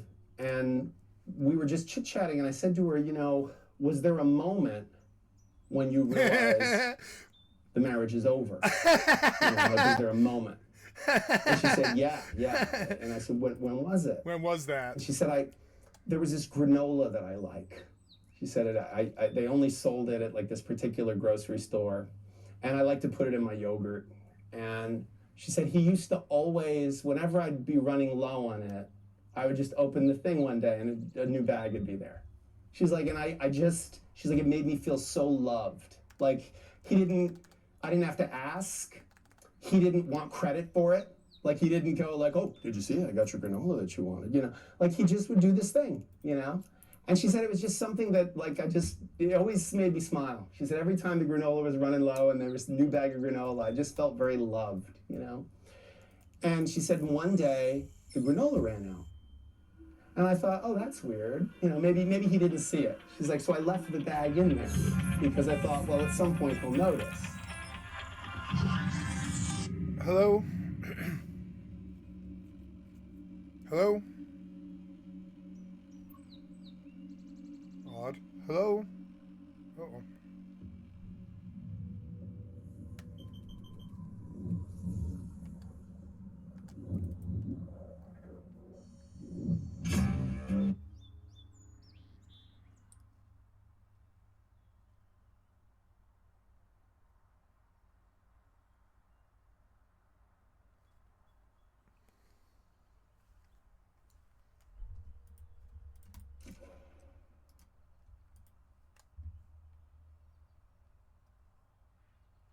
Hey. No, no, not at all.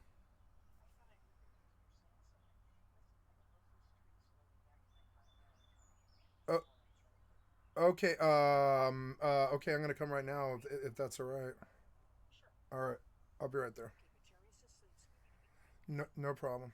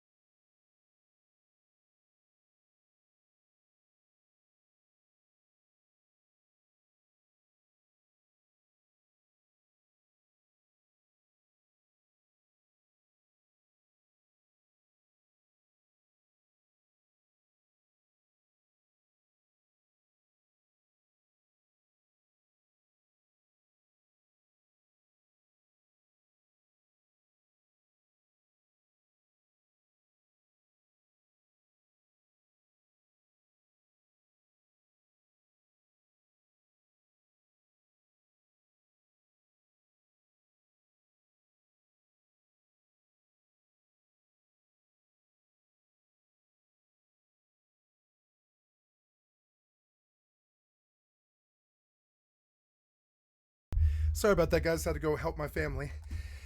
Okay, let's log in and go play a better game. I think I'm probably going to stop playing Mortal. I subbed this 6 months, and I realize that it's taking a lot of my time, but I get a lot of abuse, and I just don't think I want to be on games where I get abused anymore. Pieces of shit can abuse each other like the fucking efforts that they actually are. And he didn't notice. She goes, so I took the bag out, and I waited, and he didn't get a new bag. And I thought, okay, this thing's going down. And I thought to myself, wow, that's like, you know, that's such a small thing, like granola. Like you just, but these are the things. Like these are the little things that make us feel loved and that are gestures of love. And I said to her, was there anything like that for you with him? And she said, yeah, blowjobs. And I almost spit out my coffee. And she goes, no. She goes, when we were first dating and even first married, she's like, I used to give him blowjobs a lot. She's like, you know, she's like, do it in the morning, took 2 minutes. And he was like super happy the rest of the day, you know? She's like, the rest of the day, he would like call me or text me and be like, oh, that was so good this morning. You know, I had such pep in my step now. And she's like, it was just like, what did it really take out of my life to do that? You know, and it made him feel good. She's like, and then I got to a point where I was like, well, you know what? No, I'll wait, and then tonight we can have sex, and we'll both enjoy that. Like, what do I owe him a blowjob? Like, no, you know, like I don't owe him that, you know. And then she said I got to a point where it was like I look back and I'm like, yeah, I guess I didn't do that as often, hardly ever really, you know. Which came first?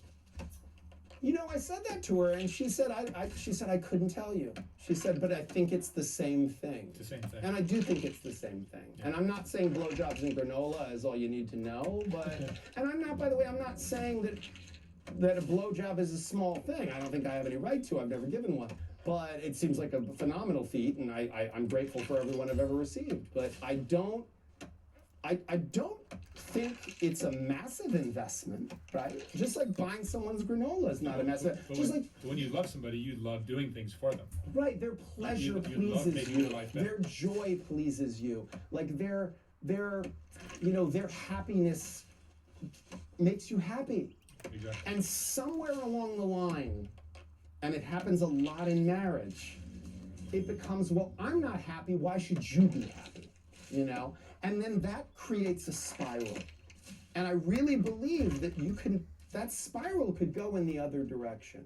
Like if he did the granola, I think the blowjobs would have come, you know? And if the blowjobs were there, I bet he'd have bought the granola. Like I can't prove that. There's no control group, you know? I can't run that research. But it feels to me like those little things, like leaving a note, you know? I've said to some of my friends, you know, when they say to me, like, you know, as a divorce lawyer, you know, you see all this misery, like, how do I stay out of your office? And I'll often say, I'm like, it's dumb little things, man.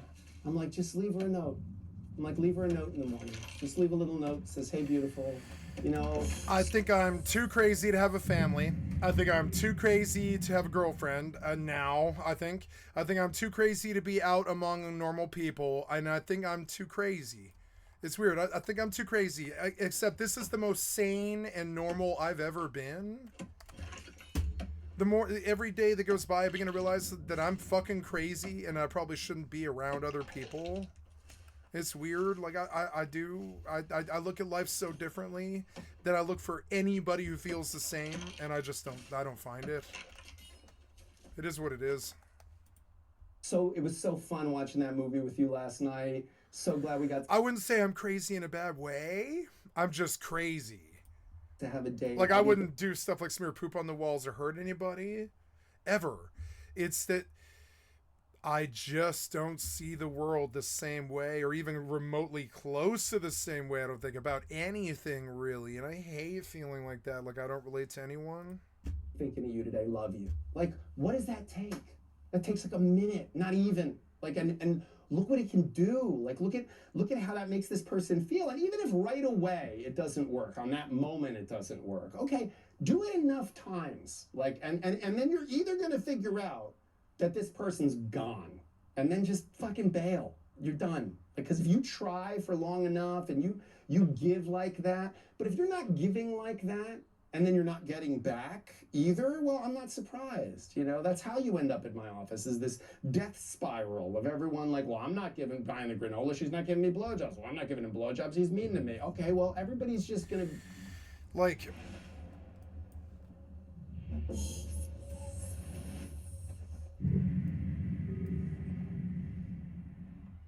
it must be nice to relate to somebody. I can't remember the last time I did it. I empathize with people all the time. But can I relate to anybody? Hunter S. Thompson? I relate to Hunter S. Thompson. That's it. That's it. That's like the only person in history that I relate to. I know so many historical figures and so much music and math and television, movies and science and just, you know, everything. And the only person in fucking history that I can relate to is goddamn fucking Hunter S. Thompson. Do you see why I don't relate to fucking anyone? Anyone. has an equal right to be fucking miserable then. What do they do to people like Hunter S. Thompson? They throw them in jail. I mean, really? I mean, yeah, if you're a druggie, they're constantly chasing you for possession and stuff like this. What do they do to people like Hunter S. Thompson? They throw us in jail. We're persecuted by everybody. We're not supposed to get laid, technically. We're not supposed to get, like, money, technically. We're not supposed to have a house, technically. It's like this persecution of people who like to do drugs. I go looking for this in my mates, and they can't relate. So I'm like, well, can I relate to anyone? And the answer is no. I don't think I can relate to anyone. I think I want to turn off the sound for this client. Or whatever. I don't really want to hear them cracking crystals all day and cooking.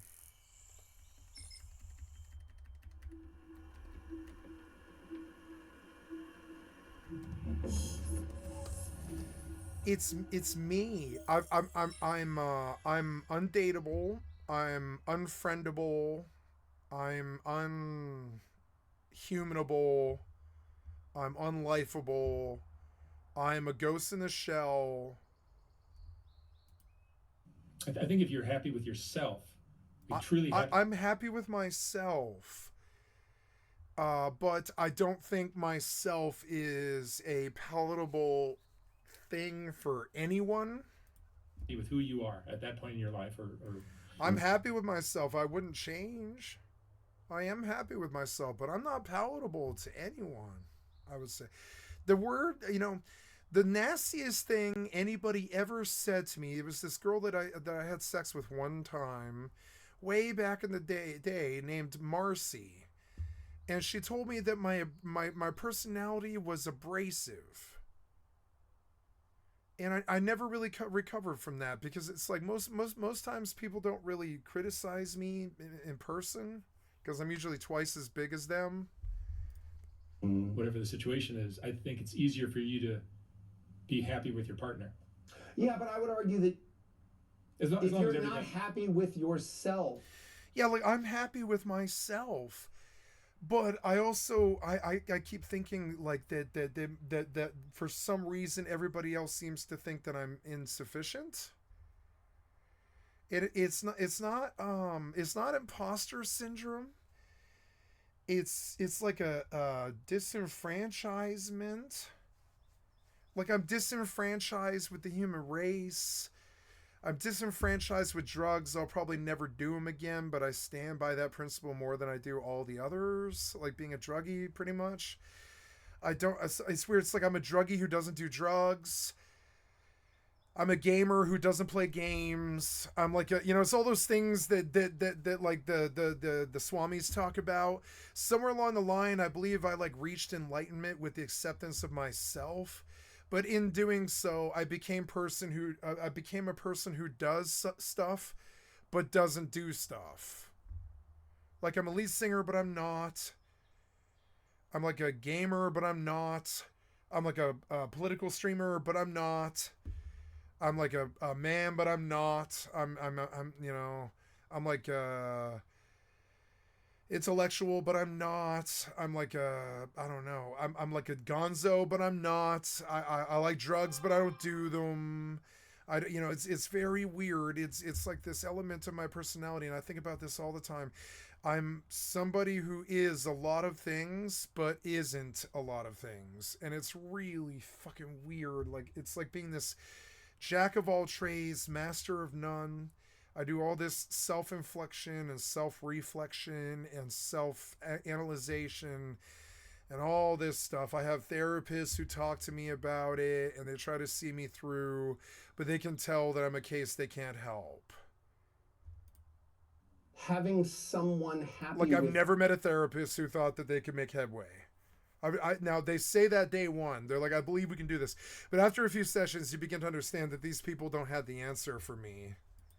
you is And none of them certainly- can relate, and there's not a lot of precedents in history or case files to pull on. not Like gonna- like Asperger's became a thing in my lifetime. There's not like hundreds of years of psychiatry to fall back on in terms of what to do about any of this or how to treat it. And I like all the time I think it was like a really crippling thing that my mother convinced me that I have autism, and I'm sure I do. But I mean, when I adopted that title, I also lost a lot of my own personal power, which was why I was so reluctant about it in the first place. When I admitted to myself that I had some kind of weakness that was also a strength, it was really, really, really bad for my ego and really, really bad for my life. Really bad for my money and my dating life and my finances and my future. When I had to admit that I had a weakness, it was really, really, really bad for me.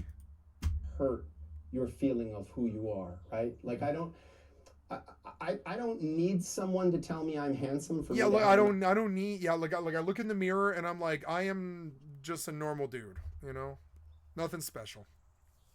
And nice day, but I can't yeah, like think but I don't need anybody to tell me anything along that lines. I don't go, like.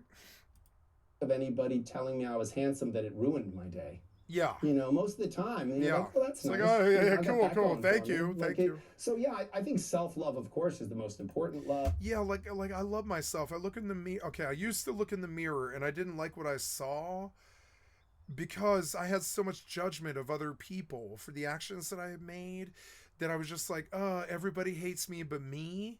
But even in the moments, I began to understand that I've never had a problem loving myself. Everyone hates me but me, Love and to be secure in who you are. Like I'm working through too many things now, probably, to ever be around another person ever again.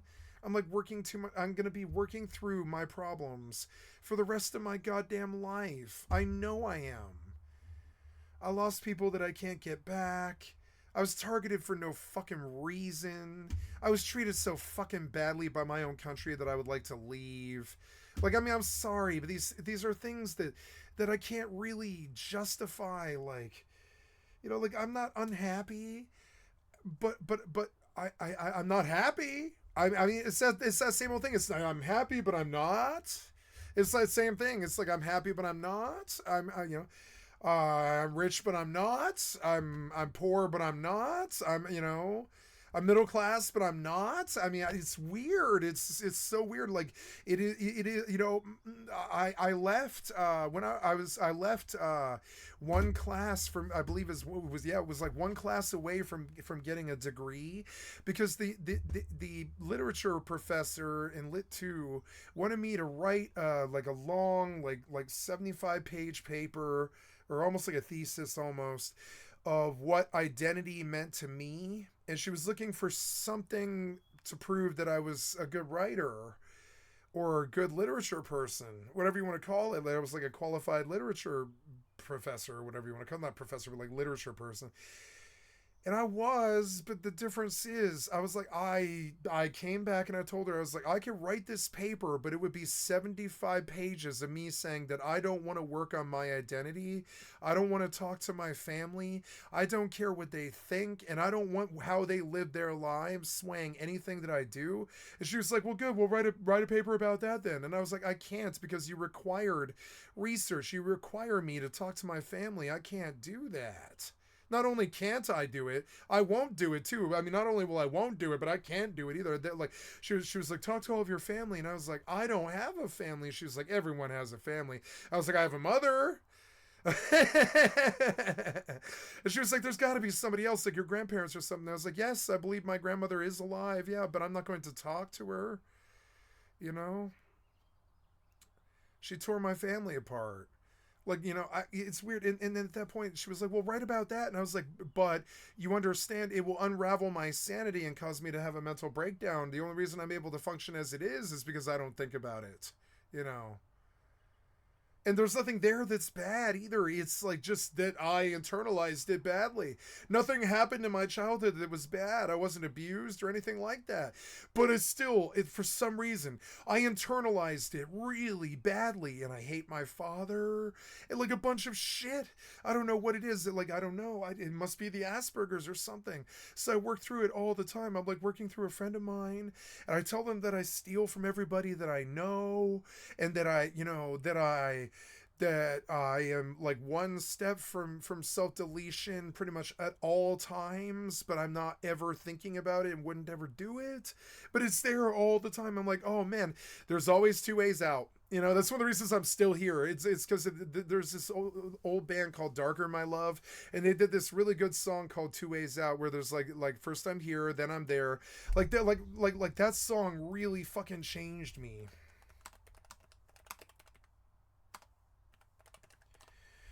Like Darker My Love, Two Ways Out, right?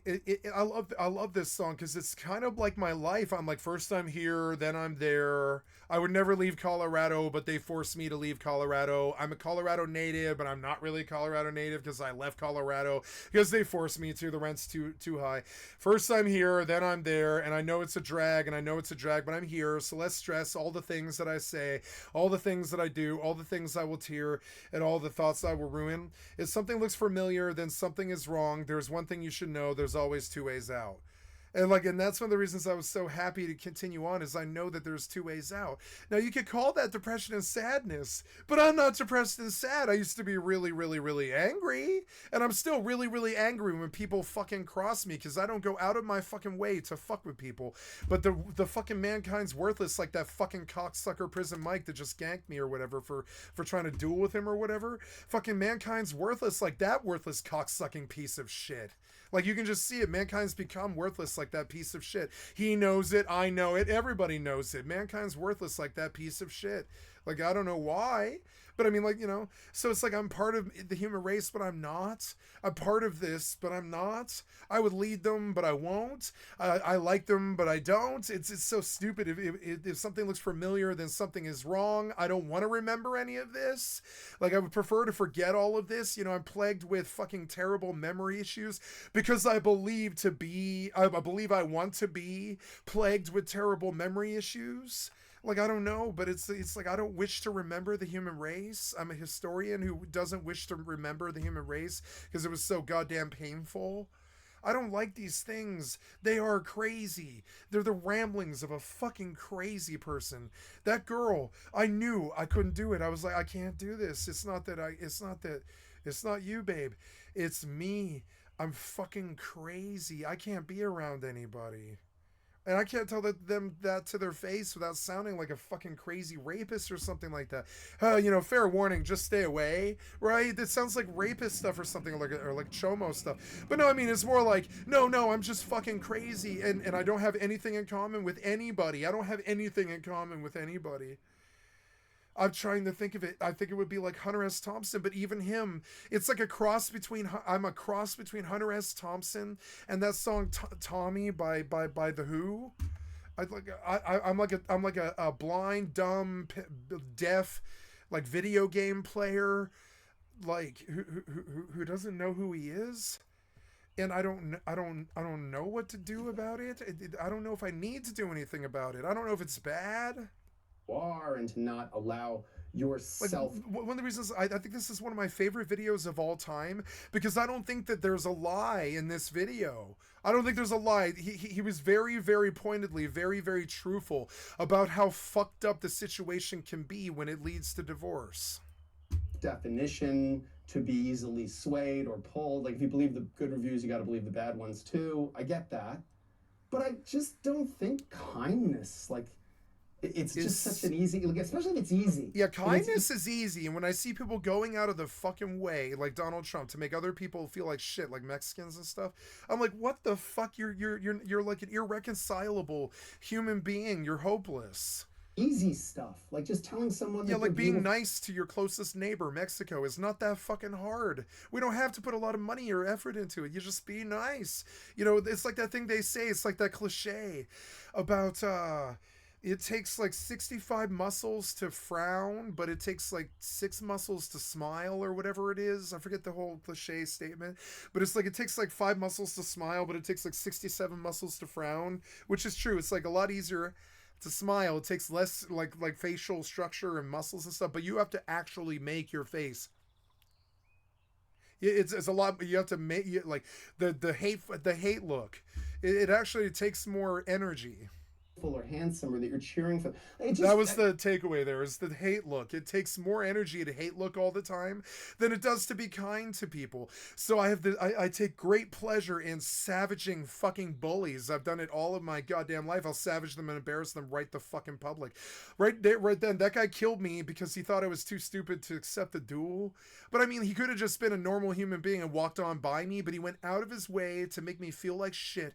So I said that he sucked 50 billion bags of dicks in the fucking chat several times in front of 600 to 900 fucking people, because he went out of his way to make my day negative. So I got out of my way to fucking savage some fucking bully and F him in the A in front of 1,000 people. And I do this for a living pretty much. Like, I'm not afraid of these fucking shitheads. I'll go toe to toe with fucking anybody in a cell. I don't care. To me, with marriage, like this guy was like, "You shut up, glass houser," and I was like, "Your mother's a glass houser. What the fuck does that even mean?" I was like, "Your mother's a glass houser." Well, like that was somebody's response to it. They're like, "Shut up, glass houser," and I was like, "Glass houser? Like what? Like listen to the retarded ass insult that you're trying to fit to somebody that you don't understand. So you can't label them somehow to insult them. So you just call them a glass houser, and you can tell how fucking shitty and dumb these people are, who just bring people down all the time. You know, somebody recently told me, like, gave me a frank appraisal of my stream. They're like, I think you're fairly kind of a bit toxic too. They were like, you're also kind of a bit too toxic. And I was like, oh yeah? Oh yeah? I'm not gonna say what I was gonna say. I'm not going to say what I was going to say. I'm not going to say what I was going to say because it's just too evil and just too toxic. I'm too toxic, am I? I wasn't until I say this, right? But I could say something so nasty about this person, about something that I did to him. I could do it on stream, but I could just say something so fucking nasty, so nasty. But I won't, because I'm just not a piece of shit like that person. I'm just not like that. I can say something so nasty about something I did, about something I did to prove to the world that I'm better than that person. I can say something so fucking nasty, but that's the problem. Then I live up to being that toxic person that they said I was. So at that point, I just didn't insult them ever again. I think the worst thing I said about them was that they were a muggle. But I mean, that is like the worst insult that I can think of that isn't "I fucked your mother" or whatever. So I was just like, oh no, muggle, you're the only muggle here, and muggle is like a funny Harry Potter nerd fucking insult. But what it really means is that you're fucking normal. You're a normie. And that is an insult where I come from. It's the worst insult. Being a normie where I come from is like being a fucking freak of goddamn nature. I come from this totally uptight, fucking shitty, judgmental, fucking leftist hipster cell who was like, a socialist fucking like anarcho-punk commune. And I come from these like extremely weird, I come from weird stock, way weirder than Always Sunny in Philadelphia or something like that, right? Way weirder and funnier than that. Like, have you ever been to an intergalactic gargle blaster party? That's something you won't see on Always Sunny in Philadelphia. That's when you take an entire bottle of expensive ass vodka, you get the entire party together, you have them all pitch 5 on it so you can buy a bottle of Grey Goose or something like that. You take the bottle of Grey Goose, you put it in a fucking pitcher, you throw blue Kool-Aid in it with no sugar, no chaser, no water. and then you just hand blue vodka to people and you tell them to drink it, and if they don't drink it, they're a fucking pussy. And like, and then, you know, and that's the Intergalactic Gargle Blaster party. And if you're not like on the floor puking by the end of an hour with the rest of the crazy hipsters, you're just, you know, you're not cool. You know, you're just not cool. You know, that's weirder than anything they did in that bar in Always Sunny in Philadelphia. It definitely is, you know. That's the sort of weird shit that I got up to when I was a kid. And I still have those ideals. It's not changed. And so every day, I just seem like more and more of a fucking freak, and I don't care. And I get further and further from the fucking normies, and I get a little bit more Ghost in the Shell. Like, the world is trying to kill you all the time, you know? People are criticizing you all the time. Yeah. You feel like a failure a lot of the time. If you compare yourself to other people, you'll constantly be, you know, comparison's the thief of joy. Comparison's the thief of joy. Yeah. Why not have like one person who's just cheering for you? You know, like Yeah. Like me, I'm that one person that's cheering for me. Like, there was this point several times in my life. It happened like 3 times when I stumbled into the madhouse bathroom and looked in the fucking mirror, and I had no friends, no money, nothing left, no hope, no family, nothing. And I just looked in the fucking mirror, and I was the only one there. And I was like, okay, I gotta be down for myself, you know? Criticism? I was like, there's no one here. There's not another living person here. There was like my aunt, you know? Criticism. And I am my biggest critic, but I don't find myself wanting a lot of the time. It's fucking weird. I'm sorry, I don't. I'm such a discerning fucking person, but I don't find myself wanting. When I was fat, I found myself physically wanting. But I mean, like, overall, like, I don't find myself wanting. Criticism. So yeah, like, if you're, and I'm sure I'm not this good person to be around. I know I'm not. I know I'm not. God damn it. Spouse is just sitting around criticizing you and telling you all the things you could do to improve yourself instead of just being a fan and just saying, you know what? I'm like a fan. I'm like a relentless fan of myself because no one else will back me. It's funny. The chat's off for a fucking reason. I can't do this with or for anyone else. I know who you are and you're beautiful. I know who I am. I'm beautiful. And your heart is good. Look at this. Like, this divorce. I find more life coaching in this divorce attorney's thoughts than I do in like, you know, who's an actual life coach, like TED Talks or something, right? I find more meaning in divorce than I do in TED Talks. And betting on the best parts of a person, I think that there's very little downside to that. You know, I think it's weird. I think I would have been one of those losers with 5 ex-wives because, yeah, I would have married my first one, I would have married my second one, I would have married my third one, and I would have married my fourth one, and the 5th one really was the one, and I would have married her, but she's half my age, and we have nothing in common except music, games, and that's more than I had with most people. Like, our music tastes actually did sort of coincide. Like, her style of Billie Eilish / Lana sort of LA spun down music is in line with my metric and fucking Purity Ring channel in a lot more ways than she realized. Put me out of business. And I was like, oh my god, you actually like good music. People really leveraged that. You know, and then she just happened to be a regional Black Ops champ. It just happened to be a Fortnite star. I was like, oh, this is what it's like when I actually have something in common with somebody. It's never happened before. So, of course, it was impossible. I asked you earlier if you believe in love, but you said you do. I do. I believe in love. I believe in love all the time. I just don't have love in my life besides my family. I'm talking about romance. Like, I believe in romantic love. But I haven't felt that requited since I was 24 years old.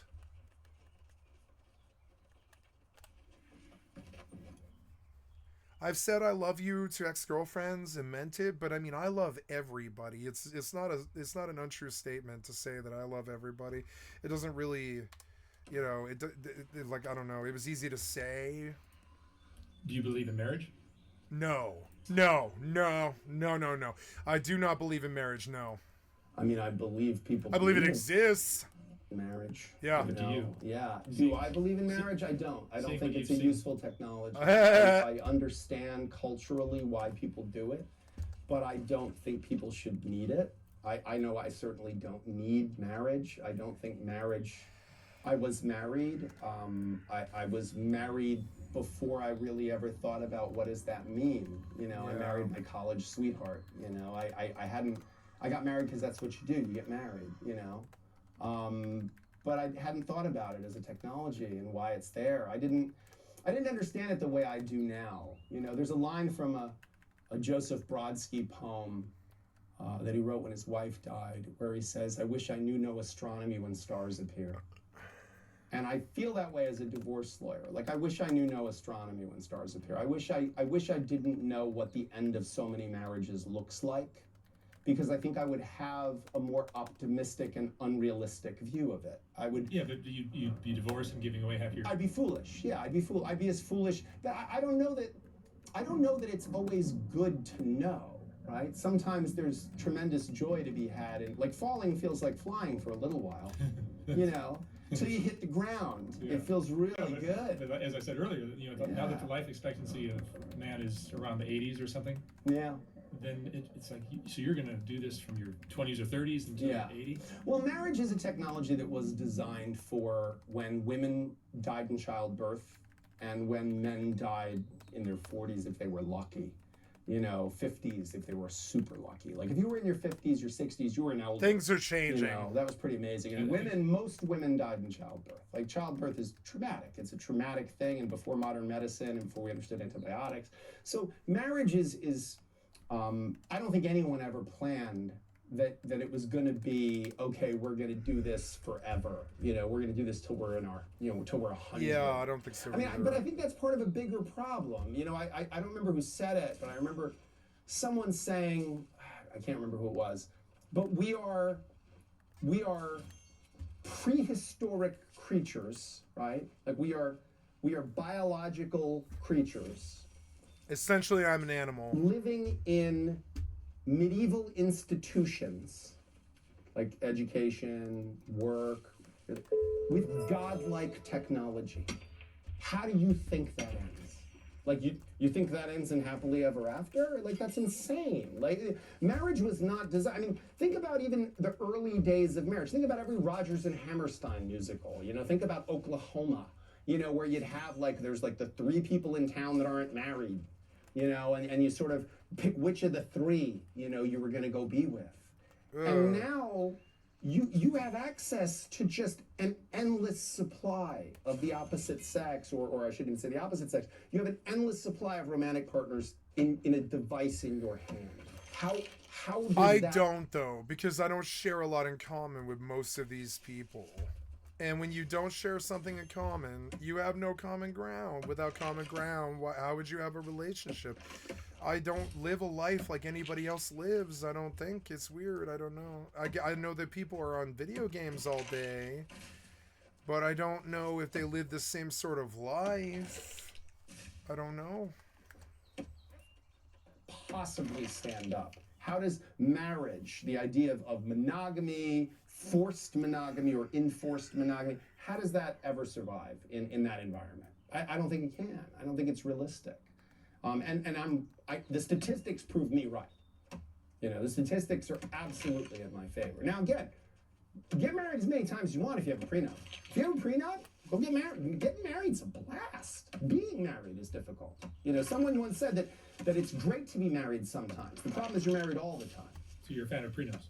I'm a huge fan of prenups. I mean, I shouldn't be, because a prenup for a couple of $1,000s will save you hundreds of thousands of dollars potentially in legal fees, if not millions.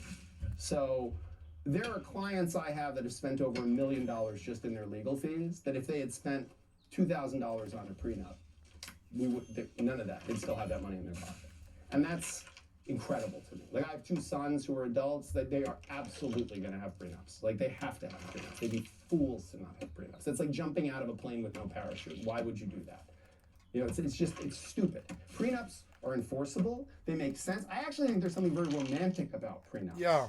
Because They're forcing you to Me have too. It's like, hey, babe, you want to split everything we have 50-50, and it's never more you or never more me. You just want to split everything we have 50-50 romantically.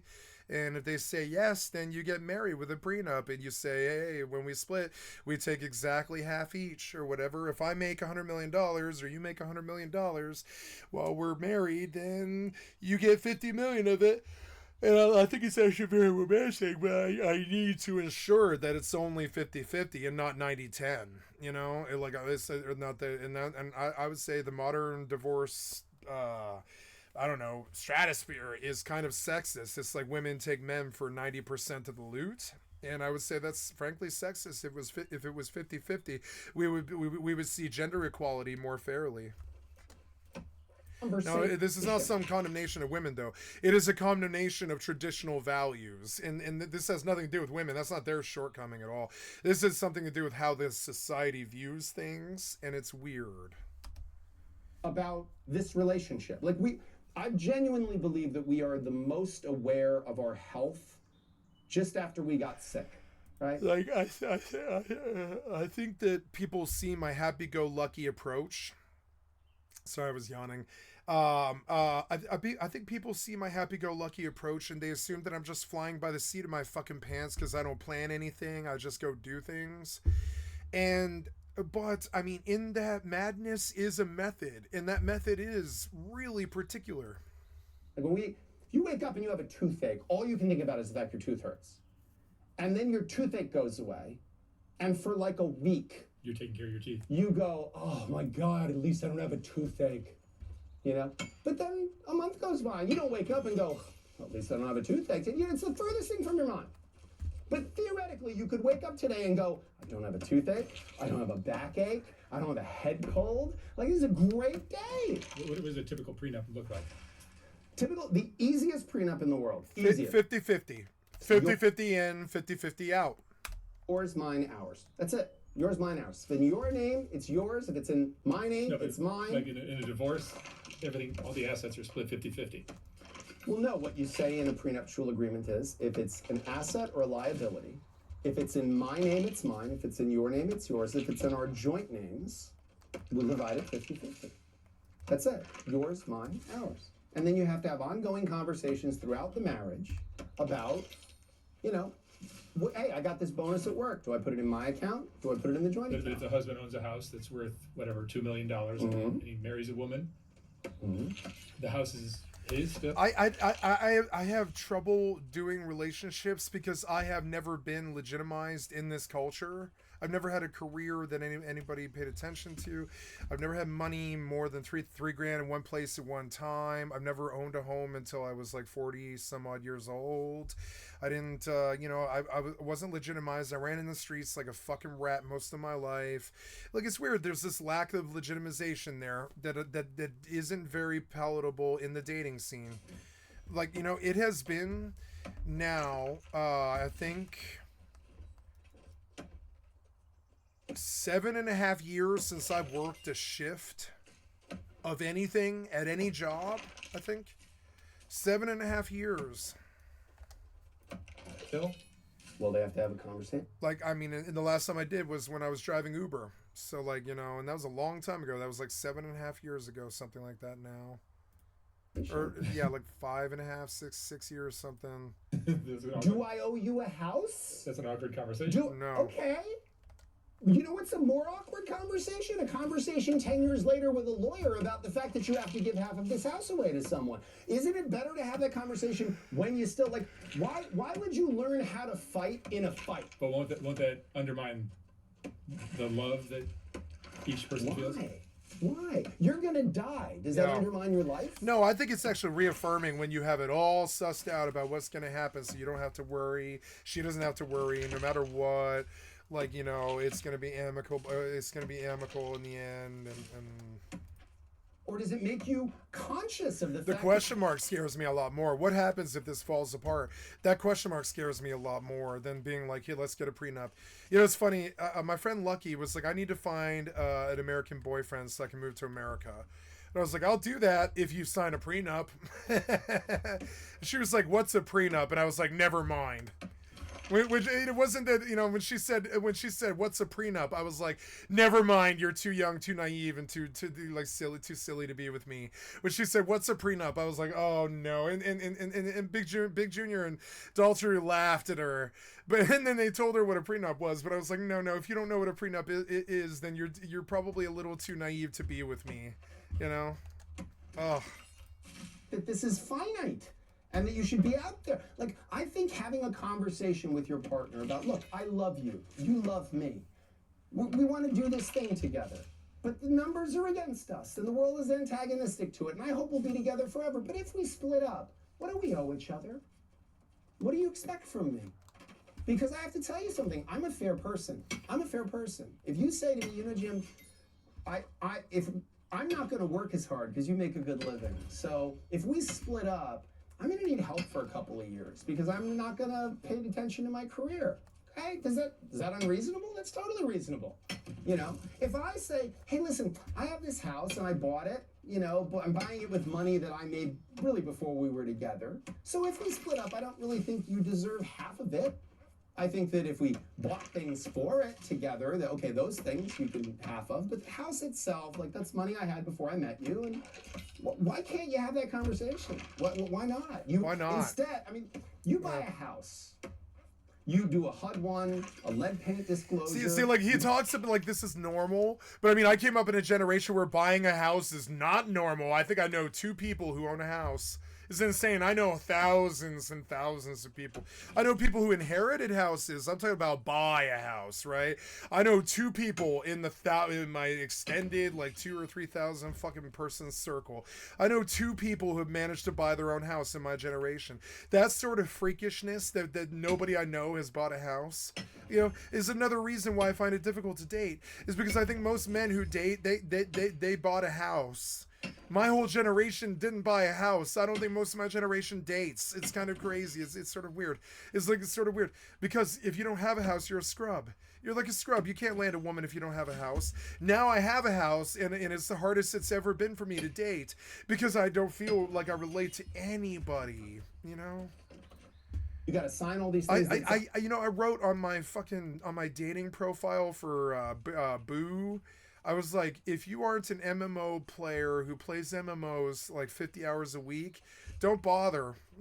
That was like the first thing I said, and I was like, I cannot get around making this statement. I'm going to make this statement. If you don't play video games for 40 hours a week or more, then don't bother responding to the thing. Now that's self-destructive dating behavior. But I'm such a weirdie. I can't start with a lie. I think all the other men do it. I will not start with a fucking lie. If you can't accept that I'm not going to stop playing video games 50 hours a week or more, probably at least 50, probably 50. Like way more than a job, too. And like, you know, to the point where it's going to bother you. You're going to be like, God damn it, you're not married to me, you're married to video games. I've heard that one before. Like, Jesus Christ. It's like, yes, I know that, yes, the video games are what brings me to like, want to be at life's table. You know, is what brings me to the table, yeah. But you are what keeps me here, you know, and I'll tell them things like this. But it doesn't matter. It's still not going to change the deep passion you have for something. And they can't relate. I've never met a girl who can even remotely relate. You know, I go looking sometimes. I put out ads and I'm like, I know there's girls out there that play video games all day. I'm looking for you. How often is somebody looking for a girl who plays video games all day? You know? This is how much the interest is going to be, and this is what you get married. It's a hot commodity, by the way. You don't get anything. You just did the most legally significant thing you're ever going to do other than die. And no one has explained any of it to you. Yeah, that seems weird. And they go, well, my retirement account, that's in my name. And I'm like, yeah, it doesn't matter. It's in your name? Okay, was it acquired during the marriage? Okay, she's got half of it. Yeah. Well, I have this bank account, but it's in my sole name. It's money that I inherited from my mom. I'm like, okay, and it's in your name. Yeah, but you inherited that money during the marriage. Yeah, and did you put money that you earned during the marriage in that account also? Yeah, okay, that's commingled and transmuted. That's now marital property. So they don't know that. Why? Because no one tells them that. No one tells them that. When they're getting married. Yeah. All of it, you spend more. Yeah, like a ton of my friends have been through a ton of divorces, and it doesn't surprise me because they go in completely blind. Like that girl yesterday, she expected me to go in completely blind, and I was like, no. I don't do that anymore. I'm not fucking 15. I don't just fall in love head over heels at first sight or whatever. I don't do that anymore. I need some kind of goddamn common ground. More time talking about the cake than you do talking about. I mean, I do that. I do that. But I mean, I do fall in love like a puppy right the fuck away at first sight. It does happen.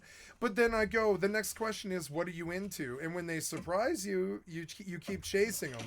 But they never ever surprise me. Like Cloud surprised me, so I chased her. Like the complete opposite what happened yesterday. I chased her. She was on a date when I met her, and she blew my mind so quickly that I was like, I'm just gonna start moving on this girl right now. I don't care if she's on a date. I'm not letting her go. It was insane. That's how it and this is because we shared a lot in common. We like the same music, not the same music, but we liked music to the same degree, and it was like our world. And I didn't know astrology, but I do believe in astrology, and my mother's raised me to believe in the horoscope, and I used to check my horoscope with her every day. I do there were shared interests there, and then I come to realize that that's it though. There's we like the same music. That's it though. She's much more attractive than me. She's half my age. The people she's around are a lot different than the people that are around me. The things she's into, I'm not that into. So it's just sort of but I was still willing to work with that. That was enough. It was still there was enough common ground there. I was like, oh wow, we actually have something in common. So I chased her ardently. I wrote her 80 pieces of poetry and stuff like this. It's insane. But I did. I chased her ardently, and I did it the second I met her, because I was like, wait, there's common ground here. I didn't think it was possible. I didn't think it was. I just didn't think it was possible. When I saw it, when I had it briefly, I was like, oh my god, this is what's possible. I've never met somebody who even remotely was like me at all. You just opted out of the title system. That's gigantic. I freaked out, and I stole her on a date. She was on a date with someone else, and I stole her. I stole her from him. So this thing yesterday is and that was within the last 5.5 years or something. That I haven't changed that much from that. It's that we just don't have any common ground. And I'm focusing on it. I'm like, wait. Is it my shortcoming that I don't have any common ground with other people? I don't think it is. I think it's that I'm just weird. That's it. You can't legally... I'm very, very unique. I don't have common ground anywhere, almost with anyone. Change the beneficiary of your life insurance, even to your children if you're married, without your spouse signing a consent to that. Yeah. No one tells you that when you can get married. Elvis can marry you for $20 at a drive-through cathedral. And it's a legal status, a massive legal. You buy your spouse a Rolex, you bought yourself one half of a Rolex. You buy someone a birthday present who you're married to, you bought yourself one half of But, I mean, women should be supported in this community. Maybe that means marriage, maybe it doesn't. But I mean, women should be supported in this community. If you're a man, you mentally, physically, spiritually, and emotionally are available to your partner, your community, your partner's children, and the children in your community. That's what a man is to me. So women should be supported just like men should be. Present. Nobody knows. People don't know that. They learn that for the first time in my office or in a courtroom. Yeah, how are you, that's insane. So if I'm gonna get married to some girl, I'm going to go to YouTube, and I'm gonna do this right now, right? And I'll be like, what do I need to know about getting married for the first time, right? Things to know about getting married, right? Which is insane, right? Ask a therapist, how long should I date before getting married? How to know if you're ready to marry someone? Jordan Peterson, Jesus fucking Christ. Do not ever fucking recommend this person ever again. No. I don't, no. And I don't want you to click on this either. The person that you really need to marry, oh God. I watched a really crazy one that was oh God, what was it? It was it'll probably pop if I pull this video, but let's see. Oh, who you're really in love Yeah, with? I mean, it was like. It was like, you know, the video was like, you should go marry the person that you're actually really truly in love with. It doesn't matter if you're in a bad relationship already. It doesn't matter. Like they were like, you should go be with the person that you're in love with. It's like a tragedy when you don't. What representing men in divorce taught me about fatherhood? Oh my god, the sex-starved marriage, right? Have you met your soulmate, right? The art of being yourself, right? There's all this weird, cool TED Talks like self-improvement stuff, but I still think the divorce lawyer was better. Other thing in the world. No, or I've anything else, tried any to other one of the contract. reasons that I really just don't believe in the human race and I don't really want to be a part of it is I tried to show this video to everybody in my personal life because I believe everybody that I know needs this video. Not a single one of them watched it. Some of them told me they did, but they didn't. And I sent this video to everybody that I know, everybody, and not a single person watched it. And I was like, well, of course not, because they're not just going to watch some random video that I sent to them, of course. I've taken it too personally. But I told them how fucking important this, all of them, how important this video was for them to learn about what the realities of marriage are, because even people in my own personal life, I think, have some weird fantasy about what marriage actually is. You would say, well, wait a minute, no one explained that to me. No one explains that to to you. So like, how do you learn about this? You go to YouTube, and you like pull up like stuff about like, you know, the person that you really need to marry. Yeah, this is, I'm sorry, yeah, the person that you really need to marry, right? I'm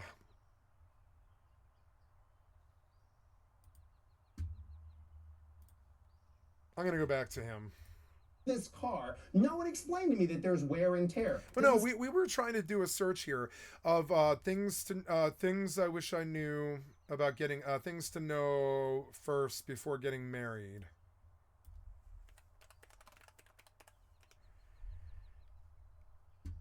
How long should I date before getting married? How to know if you're ready to marry someone. Please do not recommend that channel. Things I wish I'd known before I got married. Yeah, right? Falling in love is not enough for a sustainable marriage, right? Here, this guy's probably pretty good. Let's listen to this guy, Gary Chapman. Things I wish I'd known before we got married. Is he a right-winger? Ooh, what's this about? Gary Chapman's the author of that book. He's been on Huntley Street before. A lot of you. Yes, he is. Yes, he is. But, I mean, whatever. I don't think his advice necessarily is bad because he's some right-wing tool. But I've just yeah, he's a suit dummy. Absolutely. involved so much with couples who are struggling and going through difficulties in their marriage and tried to focus on that. I've been counseling. Like, I don't want all these problems, so I look for somebody who's actually compatible for me, and I find all of humanity wanting. And it's not because they need to be these losers who play video games 50 hours a day or whatever. It's that there's nobody like that. There's nobody with self-respect like that. And it's weird. It's like looking for something that isn't there. I don't bother a lot of the time. 5 years, and most of my writing is focused on married couples. But I am so excited about this book because I believe the need is so great to help young people prepare for what should be the most significant part. So of their like life. I would watch this long before I would ever get married, but I think hundreds of millions of people don't. They just don't even bother asking their parents, I don't think, even, which is weird. Like, marriage is like birth or death. It's like really monumental. It's like pretty nuts to not go into it prepared, you know. Ah, this op is starting. I forgot. Yeah, I gotta get my ass to Jita. I don't really want to clone jump, so I'll just take my ass to Jita, I guess. Or maybe I will clone jump, because what does it matter? It doesn't really matter. Is this up yet? No.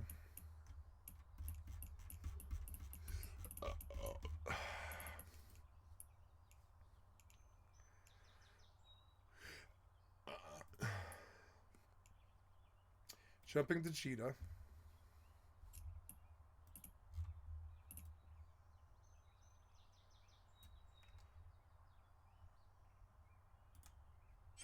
There we go. We're in a dead clone of Jita. I left my set here. I made like 800 mil last night, which is awesome because I haven't even like dealt with gambling yet.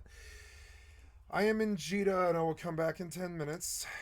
their relationship. Yeah, you know, when I went through the table of contents before reading the book, I'm thinking, well, there you go. I mean, pretty much everything you deal with here is stuff that sooner or later a young couple has to deal with. Like, for instance, toilets are now self-cleaning.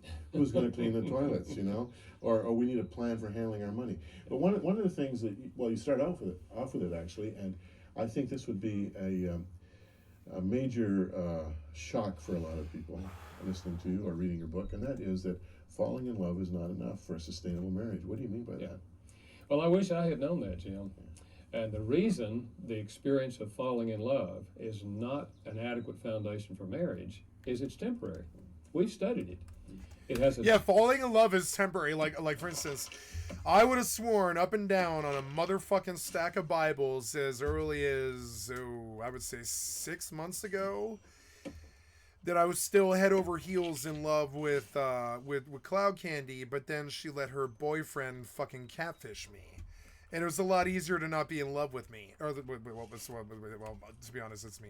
But I mean, like, it was a lot easier to not be in love with Cloud Candy when she let her boyfriend catfish me and didn't tell me. I was like, okay, well, but that's not something that I would want a woman that I love to do, you know? That disqualifies you, you know? So then it was very easy for me to say to her, you know, and end like a 7-year friendship that like, you know, never speak to me again, because it just I anytime I ever wronged her, I fessed up and I made it right. She let that go for a few weeks, you know, and that was fucked up. Now everybody makes mistakes, but that's a really big fuck up. That's a big fuck up for somebody like Cloud. You know, that's a big fuck up.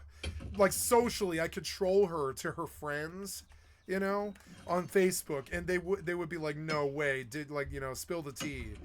And it's like, yeah, you know, because Cloud doesn't have a cell phone, because she, like, has domineering boyfriends who take over her life and don't permit her to have a cell phone, even if I offer her to buy her a cell phone, she has to share a cell phone with all of her boyfriends, which she neglected to tell me as I sent her, like, love poetry and stuff like this. Every time I thought she was unhappy with her current, I would send her love poetry and just try to cheer her up and let her know that she was still wanted. You know, even if we weren't together or lived in the same state, let her know that she's still really, really, really wanted by somebody and all this, because that's reaffirming. It's good for women to know that they're wanted, you know. I let her know all the time, yeah, you're still the greatest thing I've ever desired. But then, you know, because she wasn't self-respecting enough to earn her own cell phone or whatever it is, or get him to buy her a cell phone or take the gift from me, I need to be catfished by her boyfriend, who then learns all of my deepest secrets. That's a big fuck up for somebody like Cloud, and it's the kind of fuck up I can make her friends laugh at her with, because women don't usually get played like that. But her boyfriend played her to conduct some war against me, and women don't usually get played in the social scenes like that. And so it's weird. And when I realized that she wasn't the one like I thought she was, because she got played by a fucking man who wasn't willing to account for themselves and their actions, I was like, well, you're not the one then. And poof, like that, I was out of love. You know, like that. And it was like a 7.5-year spell, completely broken inside of a second. It was like love potion number 9 finally wore off, you know. And I realized this wasn't because I still really want her and still really love her, but it's not that I didn't want her anymore. It's that love fades. It's like that quote from shitty ass fucking what's his name, Justin Roiland from Rick and Morty, right? And we needed to hear this, but I mean it's fucked up, right? Listen, Morty, I hate it. Listen, the young Eichmanns in my channel or whatever. I hate to break it to you, but what people call love is just a chemical reaction that compels animals to breed. It hits hard, Morty, then it slowly fades, leaving you stranded in a failing marriage. Then, you know, follow science, right? So, follow science. Do something that you believe in, you know, is how he ends the statement, right?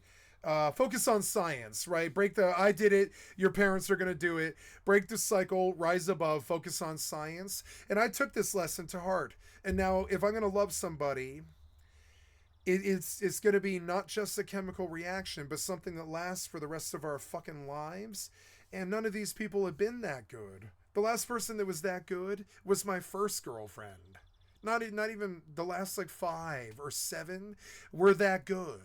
You know, my first girlfriend was the only one that was that good, you know? And so now I think about romance all the time because I feel like it's my issues, but it's not like I didn't do the thinking here. And, you know, sure, I'm fat, I'm old, I'm bald, I'm a loser, I play too many video games, I'm too liberal, I'm too angry, I'm too this or that, I'm too abrasive, etc. A lot of this is my fault, I know. But sooner or later, you gotta kind of go and be like, well, but is there anybody on earth that's compatible with me? And when you come back with an answer of yes, but it's not likely, you sort of wonder like, well, then why should I try? Why should I ask for their number? I know that we have nothing in common. When I drop the things that I spent my entire life doing, they can't relate. Now, Cloud got the pass because she was half my age. I was like, well, by my age, you'll be able to relate. Trust me. I could tell she was living her life way crazier already than I was. And I was like, you'll have a life like mine by the time you're my age. I know you will. But there was so there was like this pass. I was able to give her the pass because she was more inexperienced. It wasn't that she had lived for 35 or 45 years and just didn't have the same interests. It was that she just didn't know what her interests were. So it was easier for me to get over it. It's one of the reasons why I think men date younger women is because younger women are more malleable and definitely are more open and have more are more open to life experiences. When you pitch it to a woman, well, I would like to play video games with you for the rest of every day, for the rest of every fucking day, week, for the rest of every month, of the rest of every year, for the rest of our fucking lives. You can sit next to me on the motherfucking couch and share a beautiful life built together. This sounds awesome when you're in love, but again, love fades, you know. What people call love is just a chemical reaction that compels animals to breed. It hits hard and then it slowly fades. And so and I would say the average love obsession lasts for about 7.5 years. And when I said goodbye to Cloud, I also knew that it was like her saying goodbye to me, because it's also like, we can't do this all of our lives. We had our 7-year swing at this. We did have a good time. We did live with each other for a year of that 7 years. And we did talk and write each other and tell each other about our lives and our aspirations and stuff. And we had this great little 7-year bitch of a swing, you know? It was a good 7-year bitch of a swing, and at the end of it, I know that love fades. You know, I believe this thing that stupid ass Justin Roiland had the fucking gall to actually tell us, which is that I have a very, very cynical view of love, in that if sure, we can do this for a little while, you know, 5-7 years, but is it gonna last fucking 75 years? Probably not. Not love, not fidelity, not happiness, not the sooner or later, the things that the person does is gonna annoy you so much. Your what's it called? Your capability of handling it or decompressing it or detuning it to something that doesn't bother you becomes zero, and their little foibles pretty much do drive you fucking crazy no matter what you try to do. And that sucks. It's something about humans. I don't think we're meant to have relationships longer than 7 years. It's fucking depressing, but it is true. And so that was another reason why it was very, very easy to walk away from Cloud, having written her 80 love poems and spoken to her in a text for 7.5 years that comprised novels worth of length, and stuff, and just a backwards and forwards, like a pen pal ship, whatever you want to call it. I end a 7-year friendship because I know this was our swing. It didn't work out. I'm looking for somebody else. Next to next, kid. Thank you next. She of all people knows the good advice of what's her name, Ariana Grande, which is thank you, or Demi Lovato, which is thank you next, or X to next, or whatever. It's like that. If this 7-year bitch of a swing didn't last more than 7 years, that's okay, because the swing is like 7 years. And so during this 7 years, we really, really loved each other for a long time, and that's okay. Even when she was with people, even when she had babies with other people, the love was still there, I would say. But but I mean, at the end of the 7 years, it ends. Just like all good, like what comes up must come down. All good things must end. You can bring a horse to water, but you can't make them drink. You can, marriage is like this too. Yeah, you can be successfully married for like 7 years, and then you get what I would call essentially war wounds, where you're just tearing the hell out of each other. And so I don't know if it's that weird to want to just move on with your life and go be with someone else for another 7 years, and then go be with someone else for another 7 years. And yeah, I think I had a high school girlfriend that I fawned over for 7 years. My second high school girlfriend that I fawned over for 7 years. Then I had my friend B, who was in my inner circle, that was my roommate and next door neighbor or love interest for 7 years, till I asked her to marry me in a Vegas hotel room. After that, there was this girl who worked at Chili's named N, who I was really after for a long time while I was a cashier driver, because she lived in Breckenridge. She had her own money. She was making like $3,000 a day without slinging dope. She was like the most beautiful Italian girl I'd ever fucking met. We had a lot in fucking commons. She smoked cigarettes like a freight train, just like me, and she had the same sense of humor. And she was like a really and I really chased that girl for like 5.5 years. I chased her, but we knew that I was somebody who made $10 an hour. She was somebody who made, I don't know, like fucking 200, 300 something.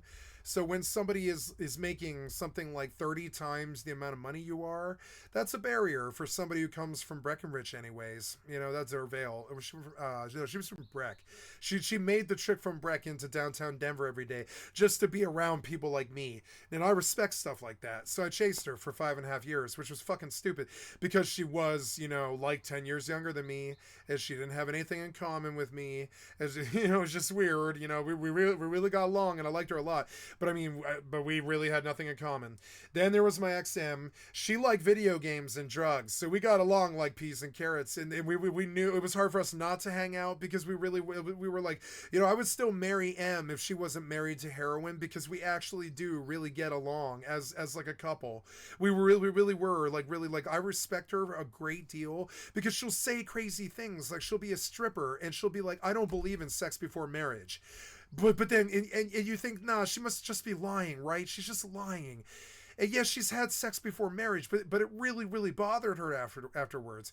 And then she, in the depths of her heroin binges, in her cups as it were, in the depths of her heroin binges, she would scream at herself and God for having sex before marriage. She actually really thought that was evil, and you could tell she was torturing herself over it.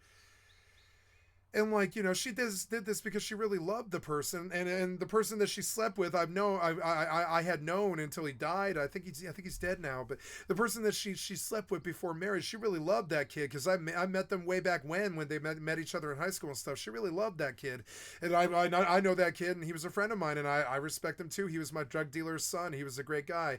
He was a juggalo, and all that, but he was still a great guy. And like, and so was she. She was a proud juggalette, and she won the contest at the Juggalette gathering, because she was the hottest girl at the gathering, and shit like that, because she was the hottest girl in Denver. She was the hottest girl at the gathering. She won the gathering contest, she was that fucking hot. And like, And so we got along like peas and carrots, and I would have married her, except she was married to heroin.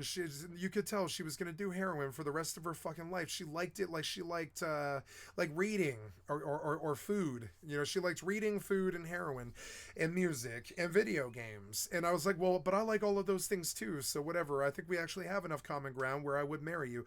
And then I realized that she stuck a needle into her vein in front of me that had Hep C and fucking, you know, HIV in it, that she was married to heroin and always would be, or I would have settled for her. I chased her for like 7 years. Then I chased Cloud for 7 years. There's been like 7 of them each that took like 7 years, and I'm not, or whatever it is. It's not like 7 of them. It's like 5.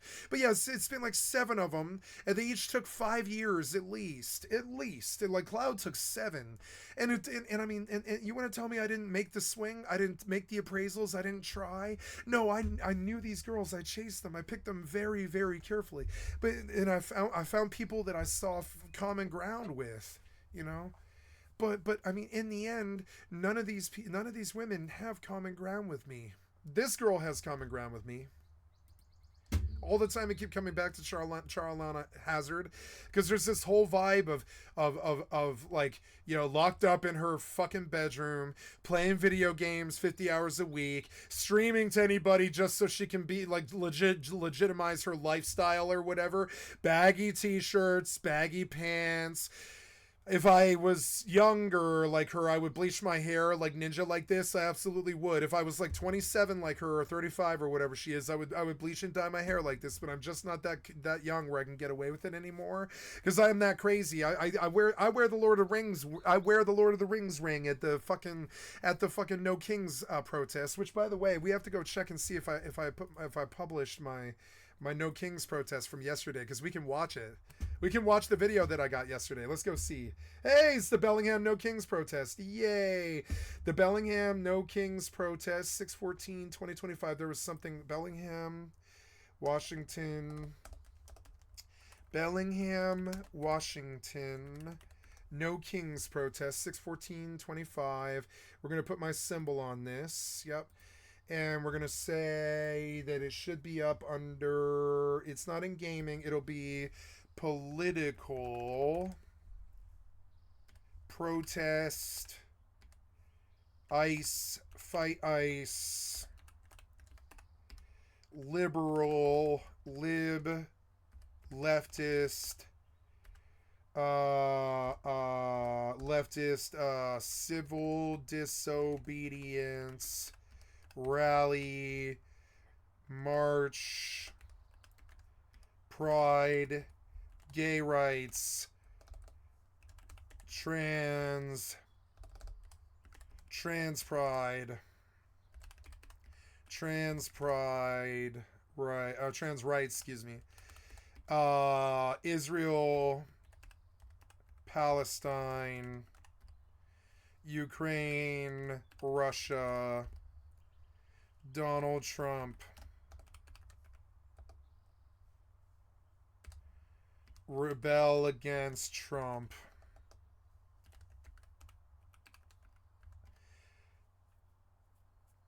no kings,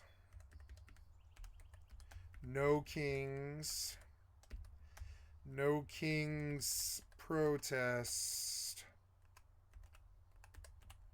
Latino rights,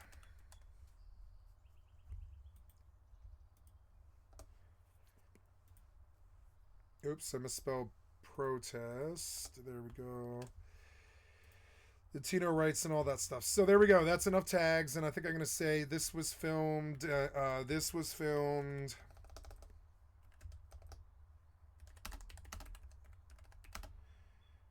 by Skycatlive. It's the 16/14/25. No Kings. Skycat.live.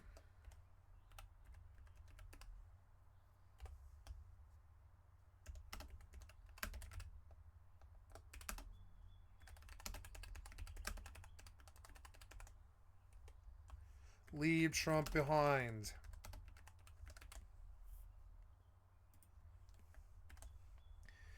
What else? I missed Antifa,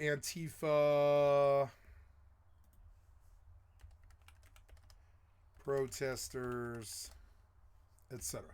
So I think that's everything. We have the video. I'm going to link this to my mother.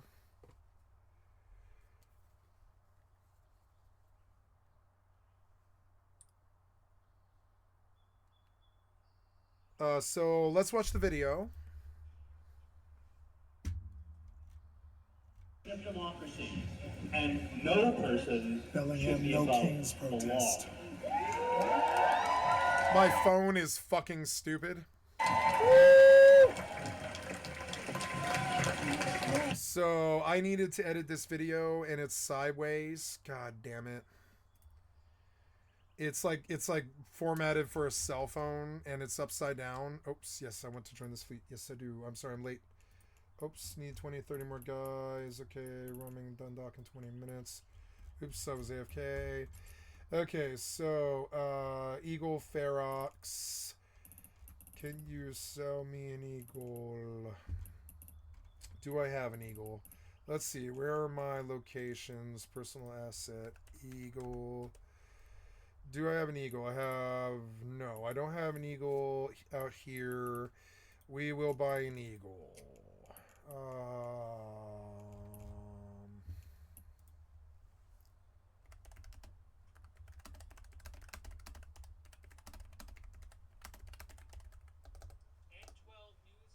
Oh, what the hell is that?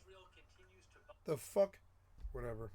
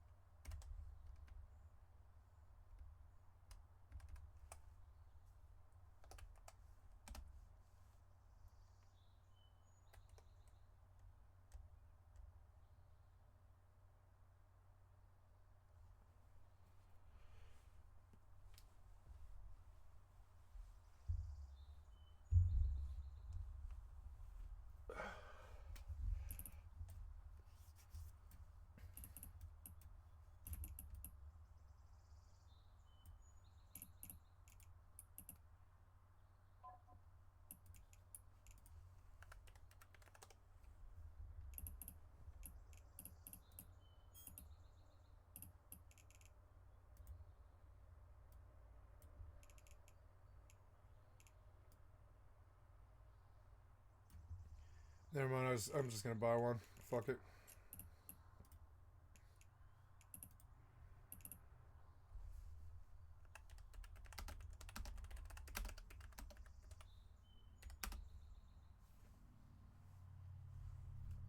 So, if you have illegal, buy this.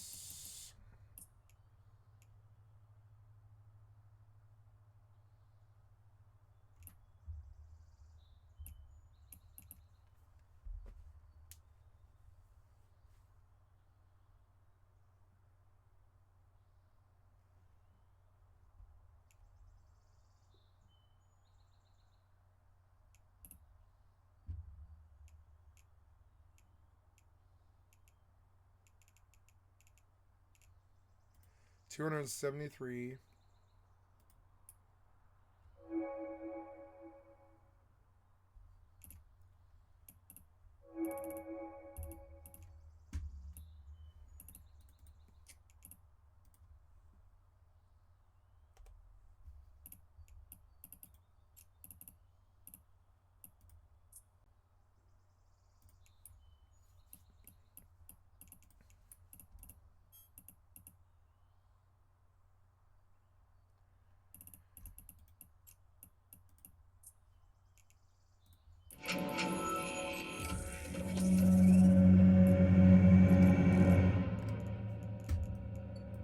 Loud. Ugh. Fit this eagle.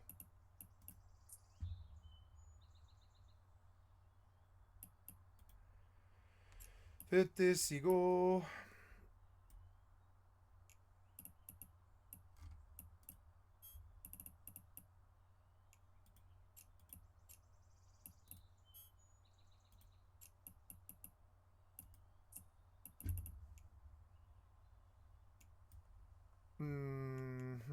but this isn't like what?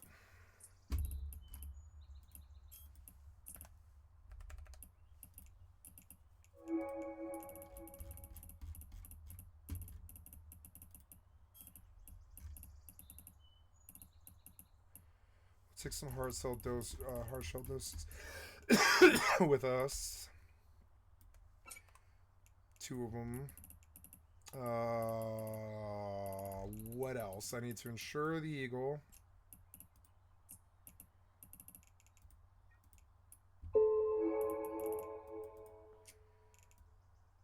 Okay, and then we will personalize to Tyrant Breaker. Yeah, Tyrant Breaker. Cool, eagle. And now we insure. No, I already did it. And then gotta get out and do a flight check.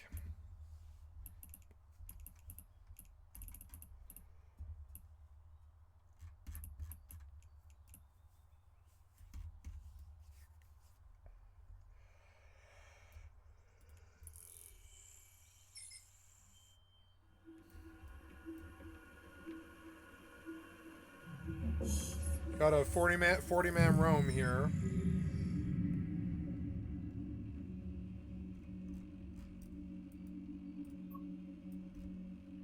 Okay, we gotta stack these weapons. Run my multis. Multi, stack, multi, AB. Assault damage control. Eagle Logi, possible yes. Can I be part of this fleet if I'm still part of Cambridge Mountain Rescue?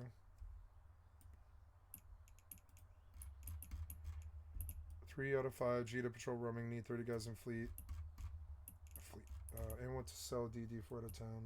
So I'm still part of the That might take a while. Okay, we're gonna load this weapon with, or sorry, load these guns with antimatter charge. And we are all set.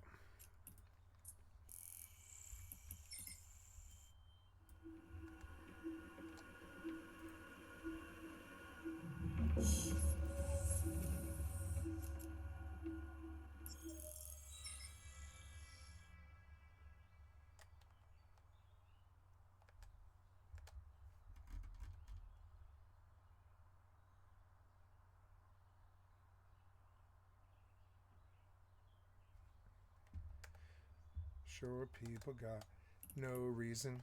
Sure, people got no reason. Sure, people got no reason to live. They've got great big homes. I want to hear short people. Short people got no reason to live. They got little hands and little eyes, and they walk around telling great big lies. They got little noses and tiny little teeth. They wear platform shoes on their nasty little feet. Well, I don't want no short people. Don't want no short people. Short people got nobody to love. They got little baby legs and they stand so low. You got to pick them up just to say hello. They got little cars that go beep, beep, beep. They got little voices going peep, peep, peep. They got grubby little fingers and dirty little minds. They're going to get you every time.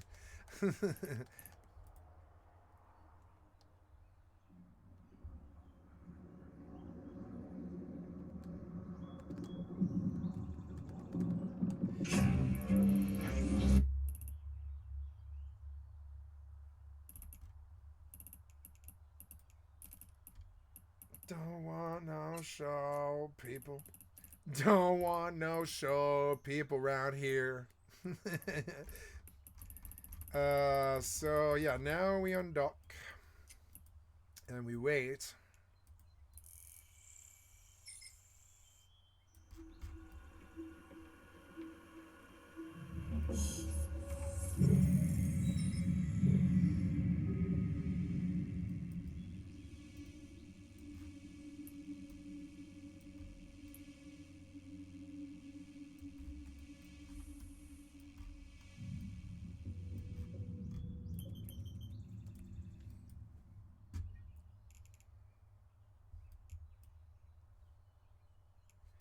Don't want no show people. Don't want no show people.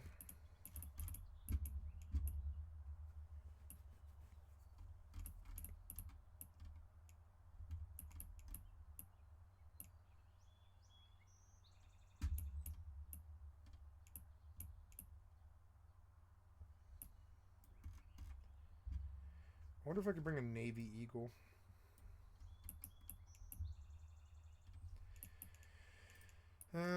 In this fleet, we have broadcasts and stuff. I don't have to watch list them beyond the... Oh, we got 50 people. 50 people. Nice, nice. Good for a Sunday up. Looking for Rain Shawnee, but he's not here. Coming, need Logi watch list.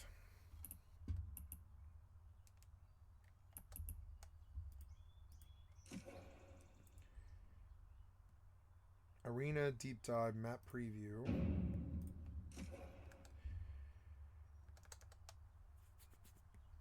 I'm just going to be myself in my abrasive personality, and I don't want to be someone that I'm not, you know.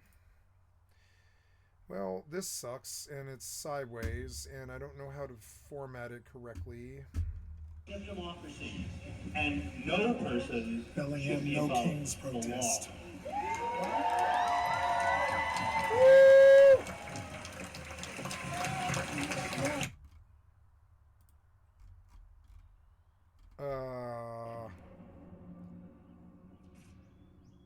So I uploaded, but this was a mistake. I want to edit the video. Can we edit this video?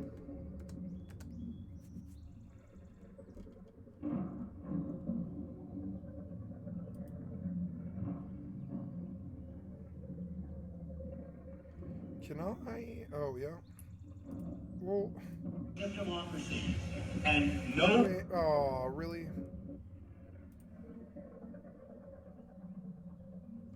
Fuck, I'm gonna have to edit this video. Son of a bitch. Oh, well. Don't want no show, people. Don't want no show, people.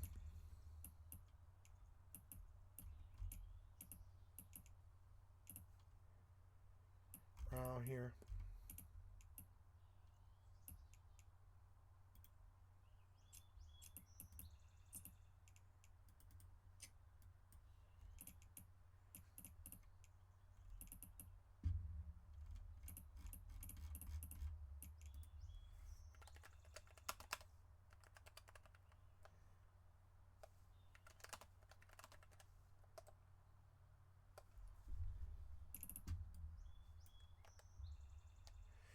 Well, what do I do? How do I fix this? No. I'm gonna have to go... Is it trim and cut? No, I don't want to trim and cut. Go back. Blur audio. How will I do this? I don't think I can. Oh, well. I don't know why my phone took... it was right how I looked at it. I mean, I don't know why it was so bad. God damn it.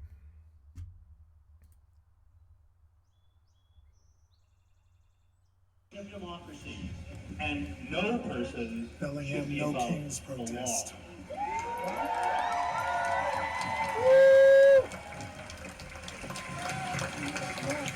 It's no news to you that the rule of law is under attack by Trump and the administration.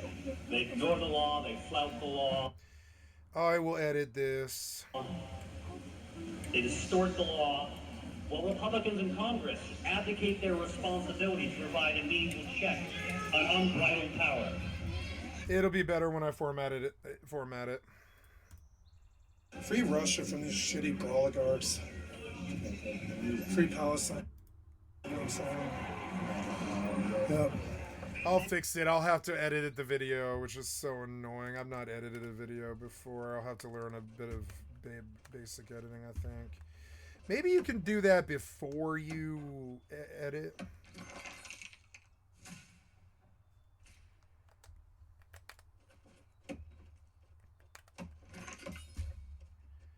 Fuck, I've got to edit that video and I don't know how.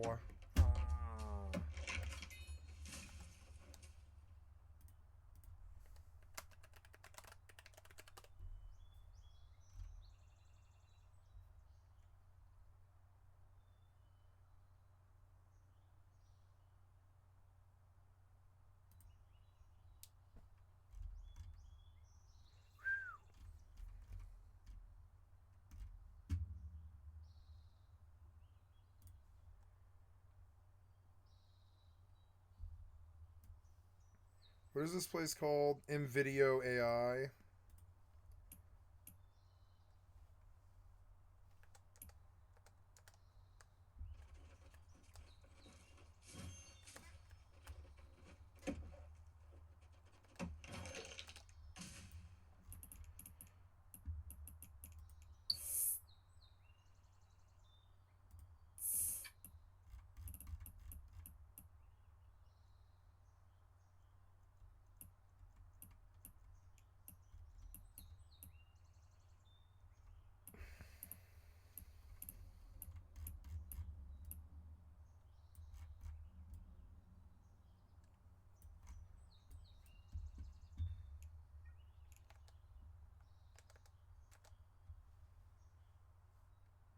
I click Google. I got nothing. It's just spinning. Reload.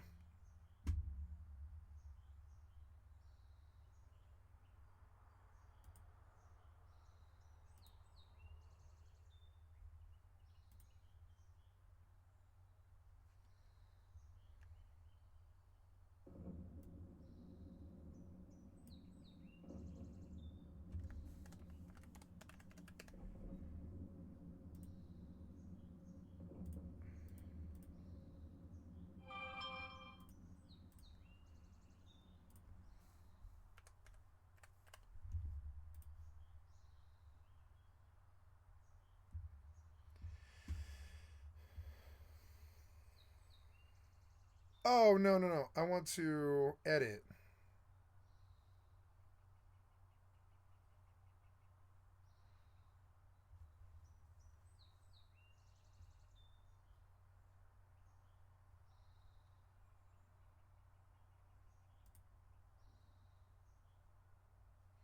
Oh, no, this is going to create a video.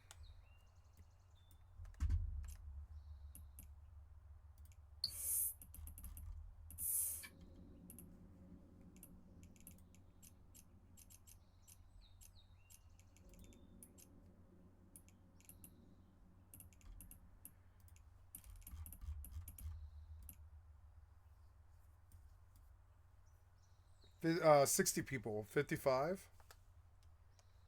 So this wants to make a video, but I don't want to make a video.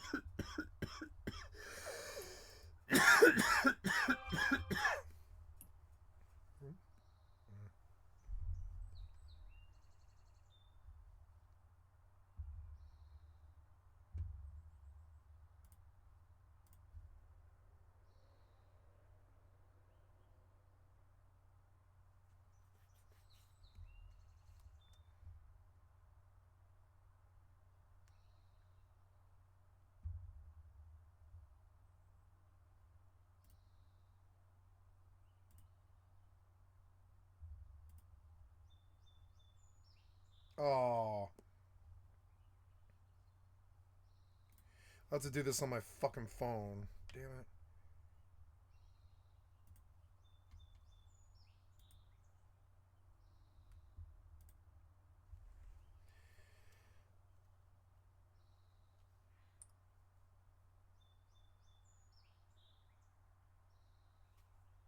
Um, trying to get on this website.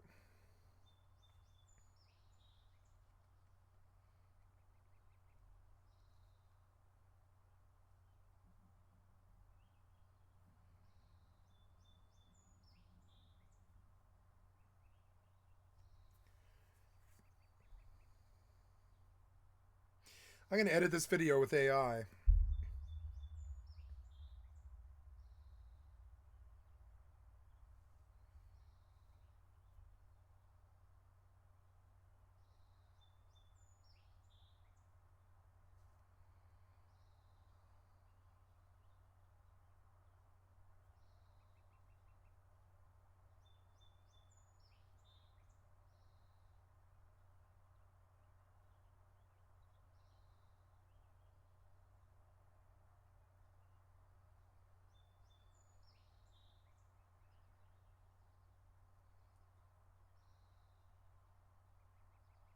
Oh no, I can't edit this. Well, let's see how this video looks on a cell phone at least. Maybe I can find some redeeming qualities there. I don't know. Probably not. My fucking phone was a really bad way to record this.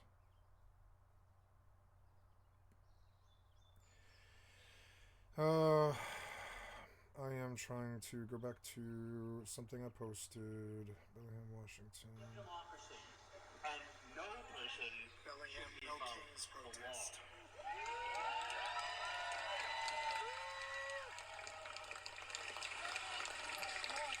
It's no news to you that the rule of law is under attack by Trump and administration.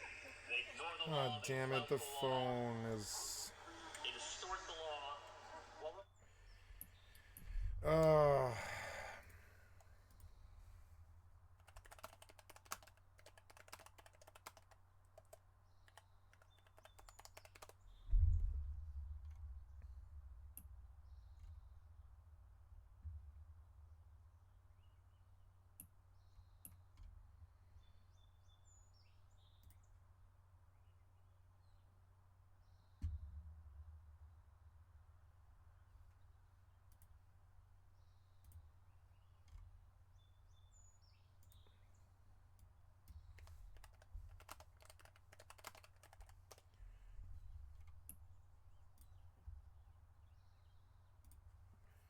Oh, I gotta edit this fucking video, and that's so annoying.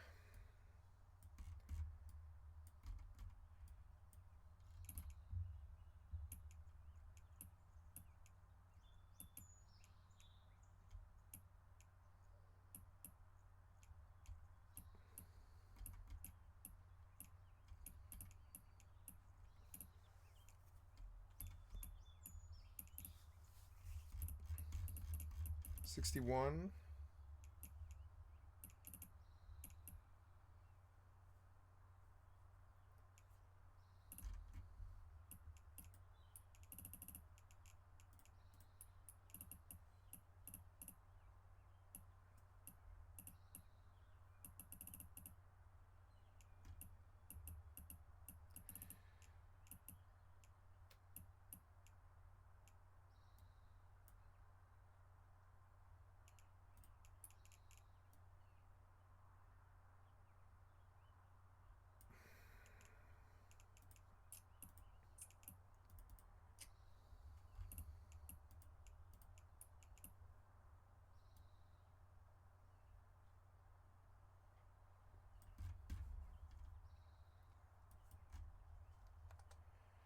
Maybe I better pee,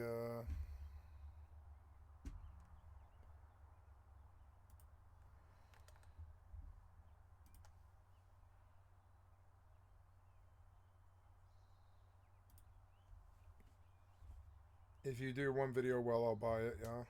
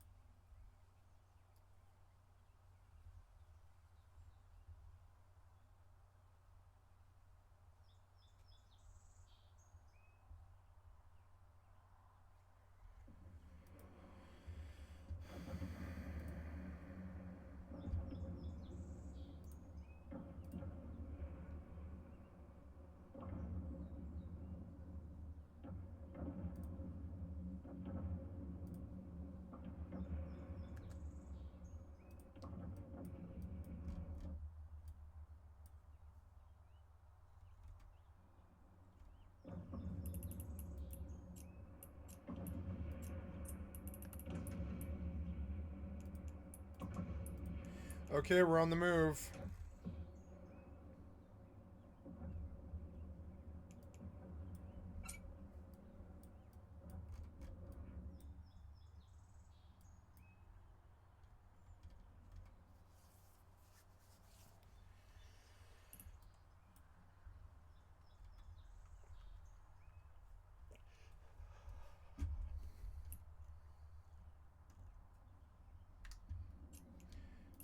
Okay, let's do this.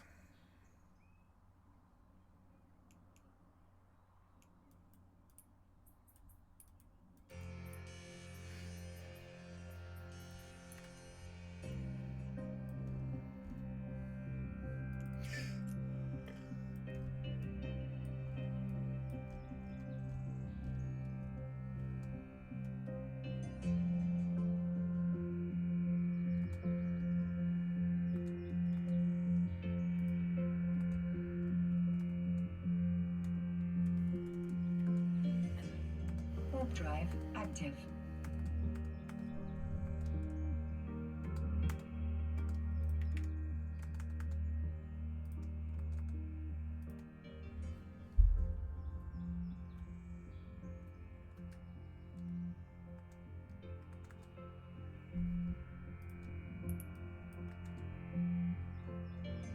So they killed my FFXI. Probably Adobe Cloud.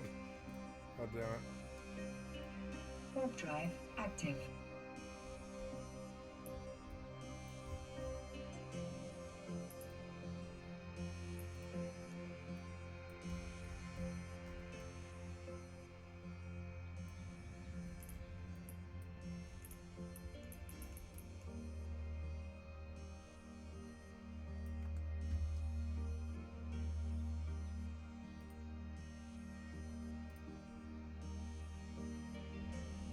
Wow, this is like crazy.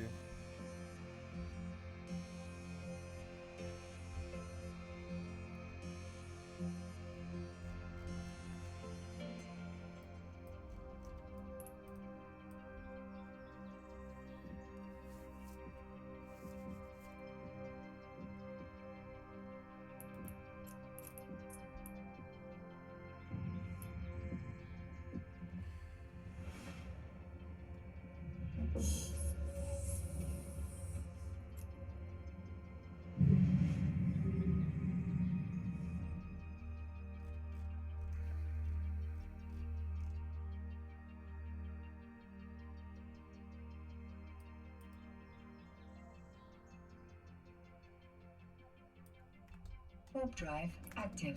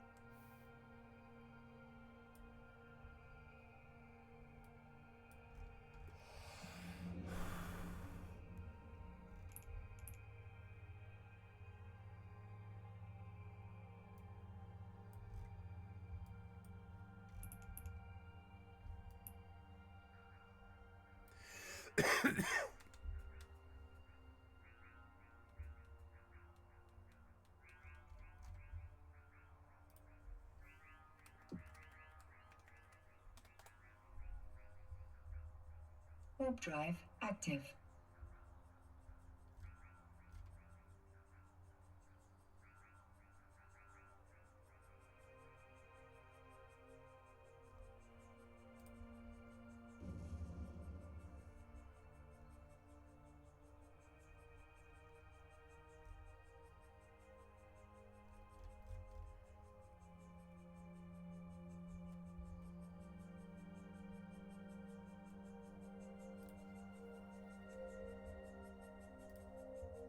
Oh, here we go. Maybe that'll do it. Okay, oops. Adobe Express. Adobe Express, resize your video for free. I think I might have to resize this video.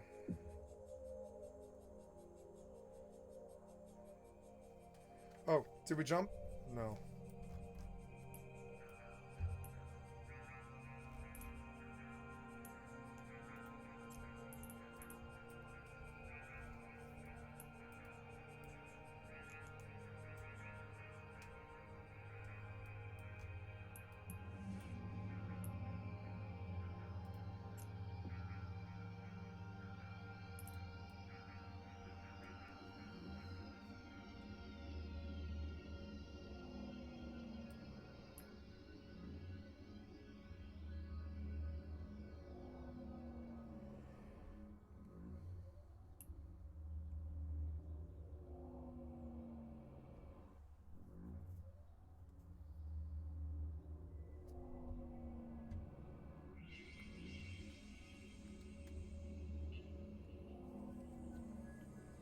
Cool. Oh, time's getting away from me. When I get done with this up, I'm probably gonna have to walk, which is annoying.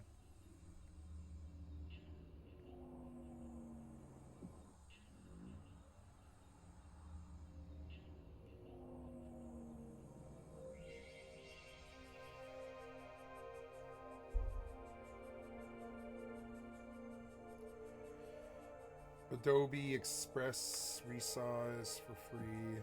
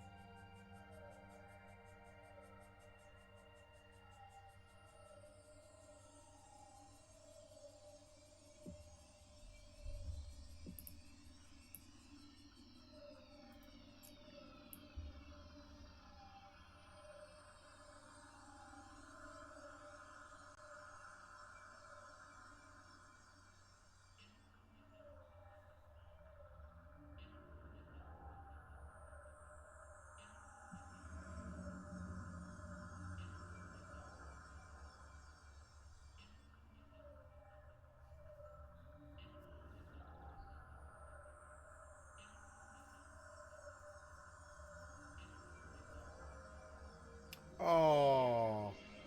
Well, I don't know.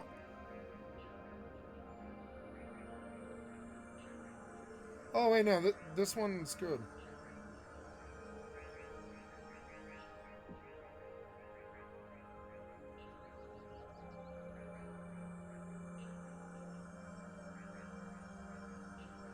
Oh, maybe I can resize this video.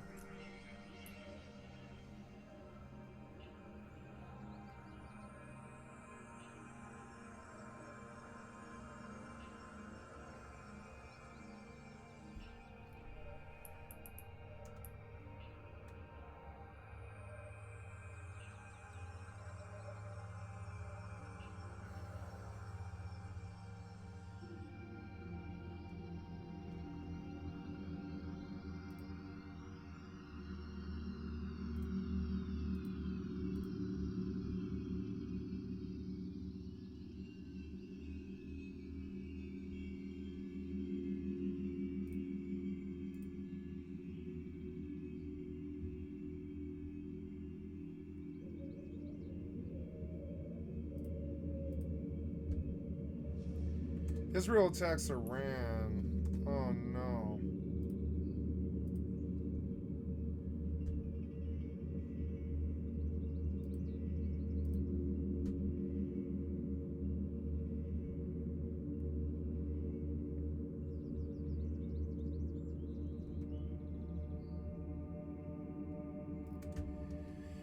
Here's Wendigoon from an hour ago, the largest largest nuclear disaster in American history.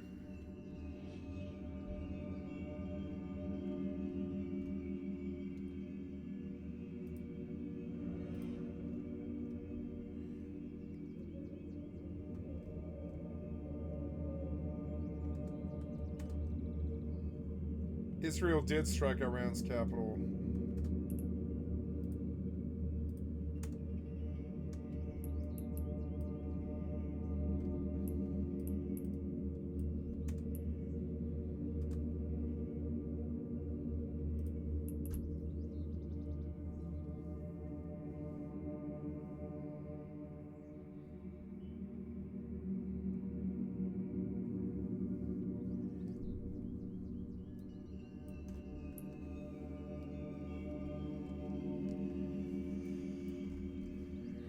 Now we got 65 people.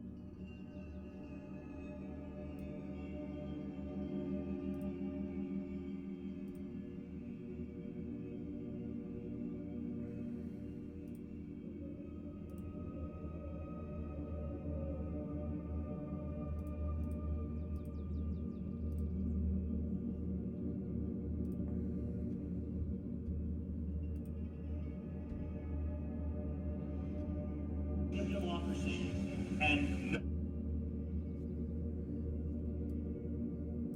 no person. Oh no, I closed it.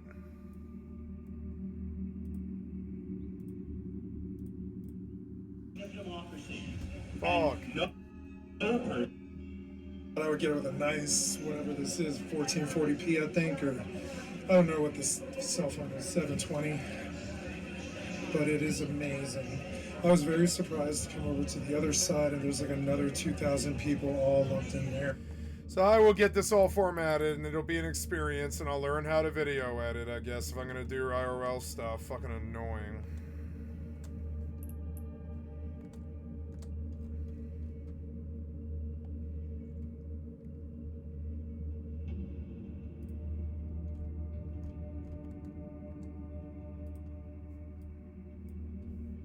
Why are we sitting here for 20 minis?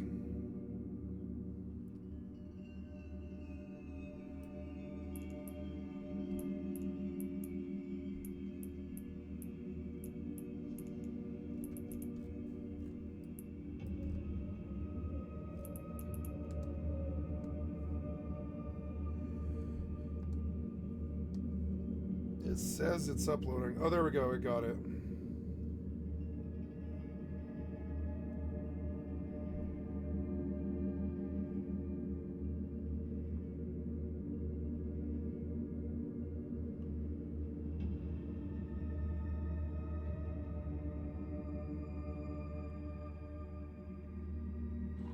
Okay, so sorry about that. I got approached by somebody who I wish to,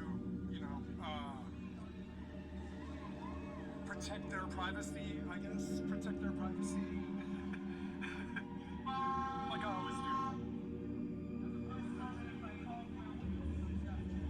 See if I can do this tree for a few minutes here.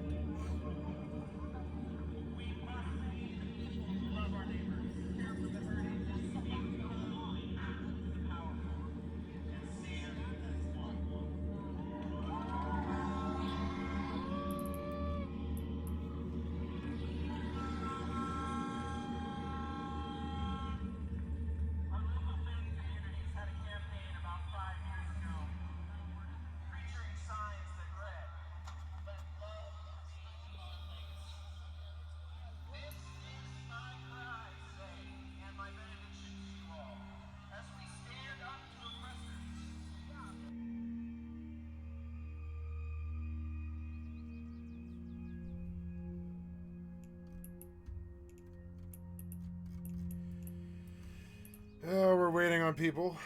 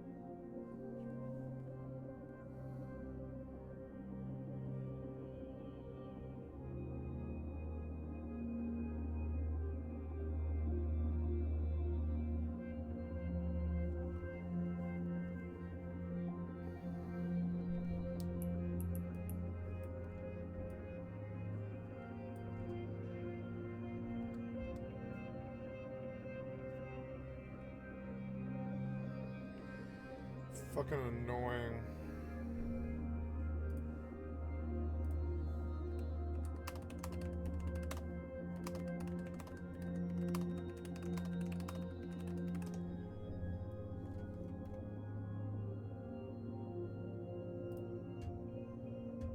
So if I tap on it once, I should see edit. I can tap on that to go into my editor. That icon might be slightly different depending on what Android phone you're using. Now once you get to the editor, tap on the crop icon, and the crop icon normally comes with the option to rotate videos. So now you can crop, as you can see, but there's also a rotation video. So once you see this little arrow, semicircular arrow like that, that's normally the rotation icon. So if I tap on it, it's going to rotate my video. Oh, okay, it does do it in crop. Okay, so I screwed up.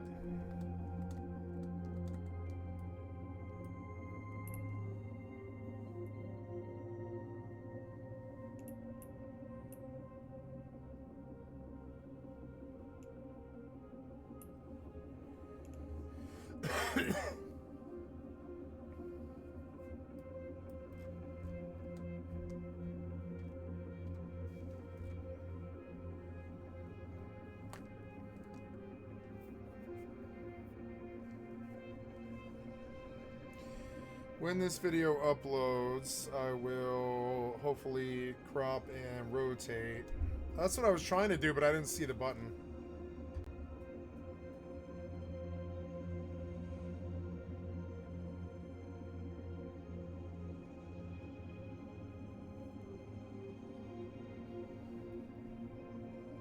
This upload to Express takes forever, though. It's good I kept it to 10 minutes, because,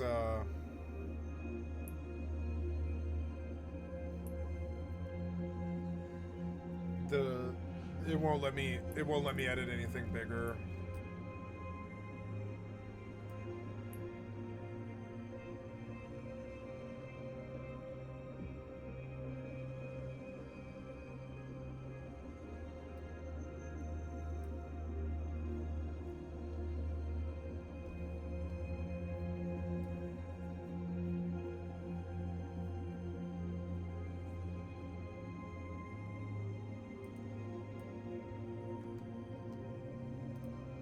Uh, 90 degrees, tap on it again, another 90 degrees, tap on it again, another 90 degrees, and when I tap on it again, we're back where we started, 360 degrees.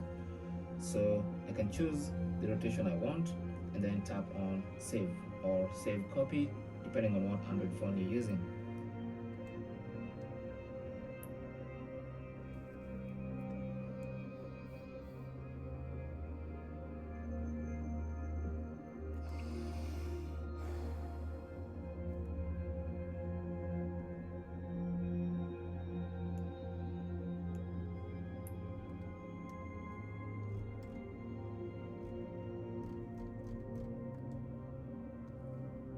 Here we go. So I'm going to try to crop.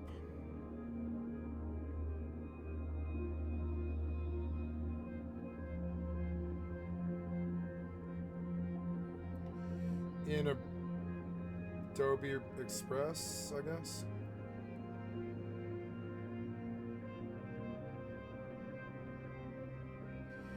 We're going to try to go to crop. So sorry about that, I got approached by somebody. There. I want to crop.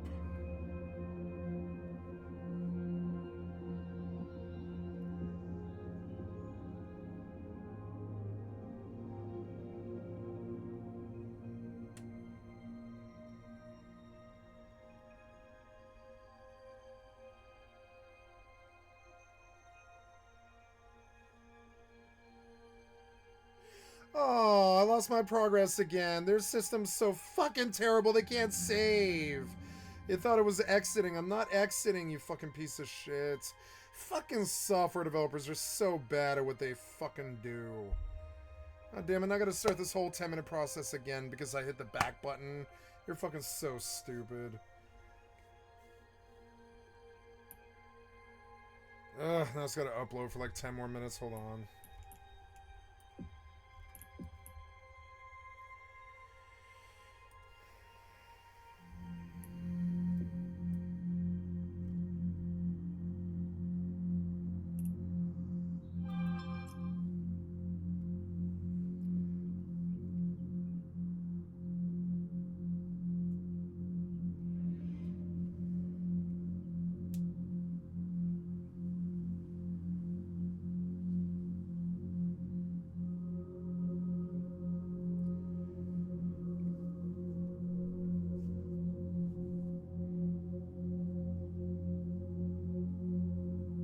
I had the scale all crazy. I think that's why it's all super zoomed in.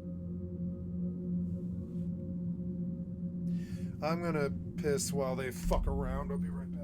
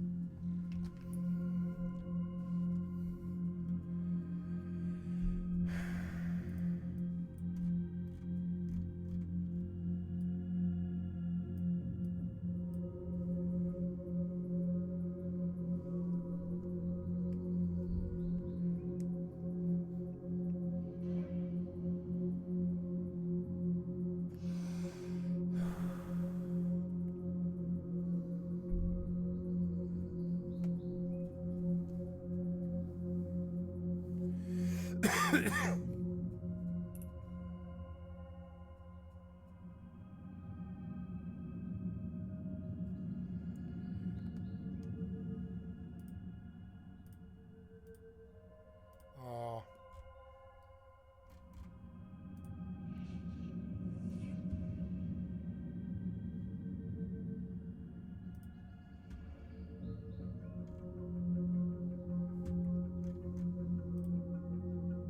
Oh, I can't download. Oh, good. Well, then maybe I can just do this on the computer. Fuck it. This is taking forever.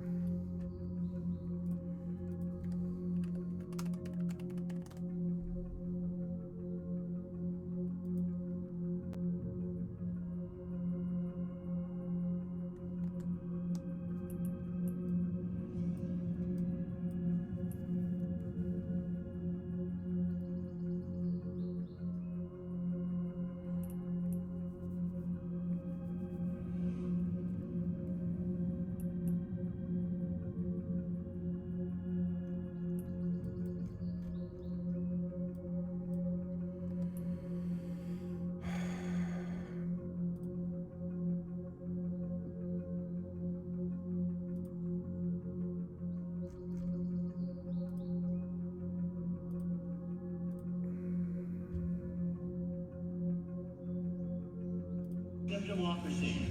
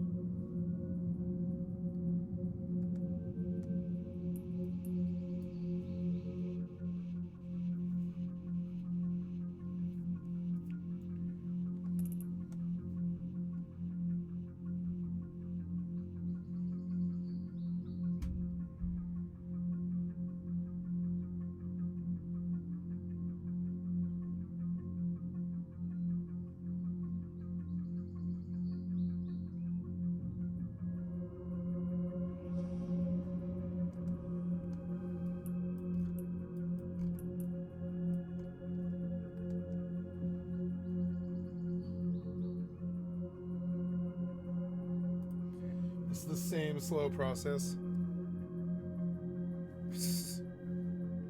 Oh no, here we go, here we go. Open in Adobe Express.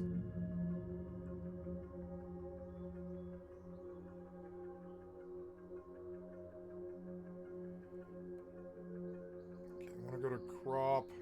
And I'm going to flip. I want to say flip.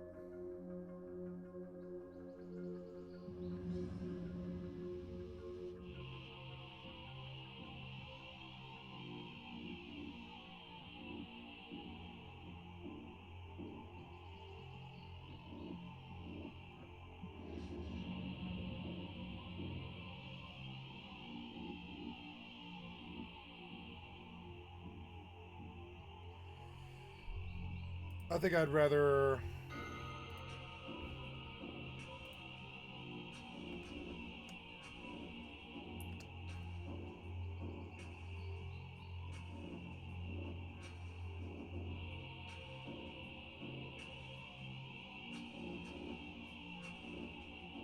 of democracy.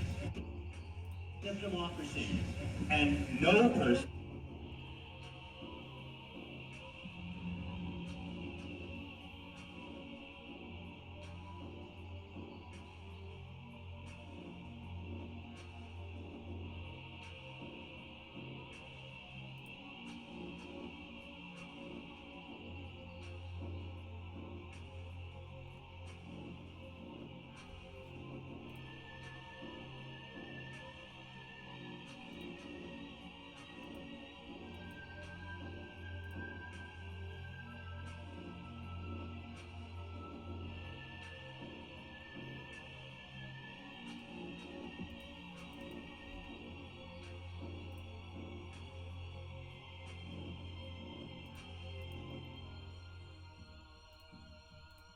Bellingham, no king. Fuck.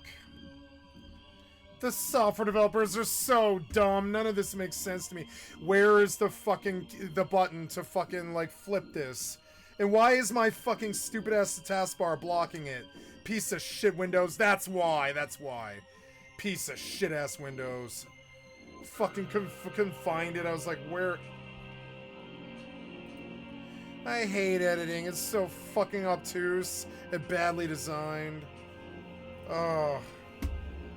Like, none of this crap makes sense at all. Where's the simple flip button? I don't really understand.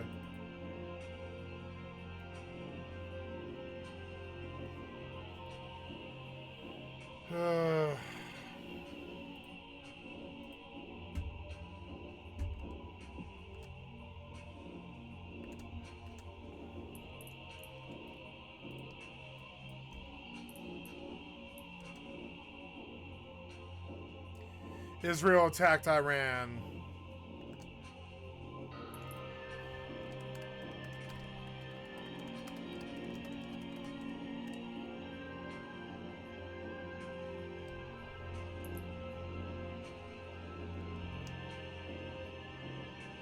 I'm gonna turn it off.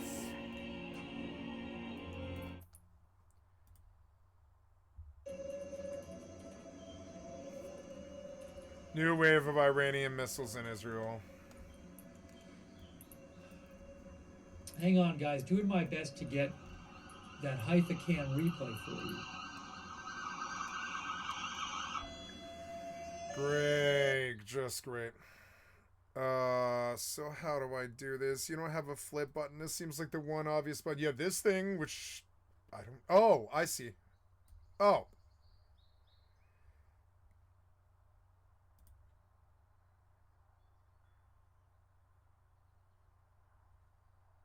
No. That's not it. No.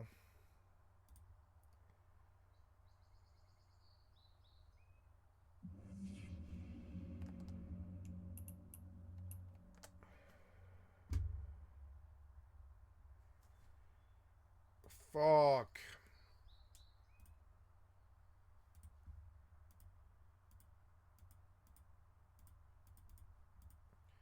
How do you flip?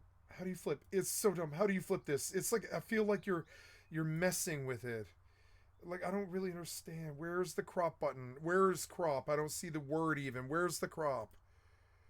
Where's the crop? See, like, these fucking programs, they're impossible to use. The front ends are so worthless. Where's the simple word crop? It's not even on the screen. Can you control F the word crop? The word crop, can you find it? Where's the word crop on this stream? It's like, come on, man. Like, where's the word crop on this screen? Where? Your fucking piece of shit software.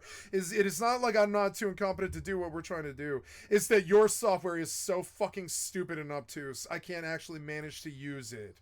is so fucking annoying. And this is how I feel about all software. Your fucking software is so worthless. How do I fucking crop this image? How do I do it? Where's the crop at? I had it there. It's gone now. How do you crop the button? Oh, here we go. Crop, right? So we're in crop, but you're not like giving me this option.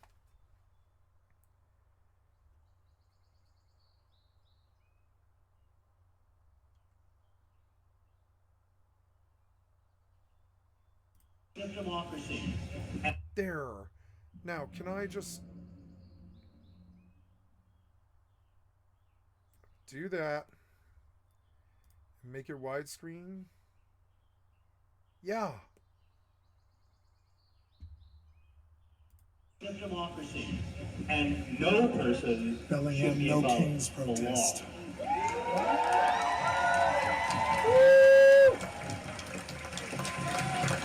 So, but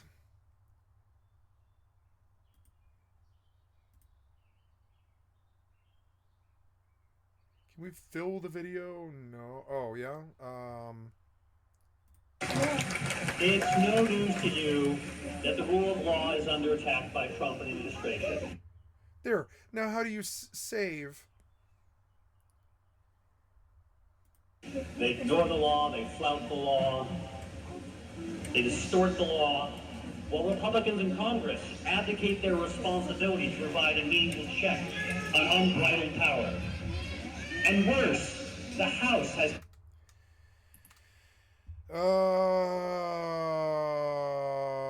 Crop. Like, can you make... You can't do that? You can't do that, huh?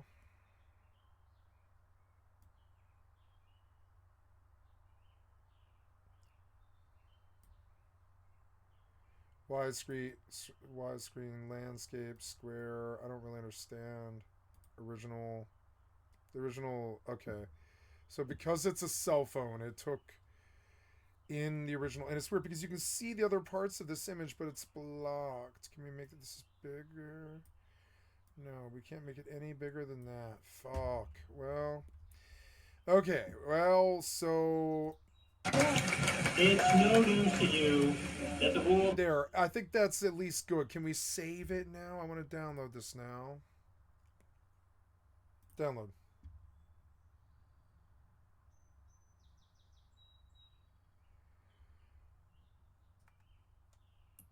Man, we've been waiting here a while. It's been an hour and 10 minutes, guys. You can't go one jump. You're like 66 people filtered in, and now we're just waiting. Maybe I got the video better. I don't know. But, boy, I hate editing. This is the last time I want to do this. I don't know. It's a whole annoying process, but imagine if I get used to it, I'll get used to it.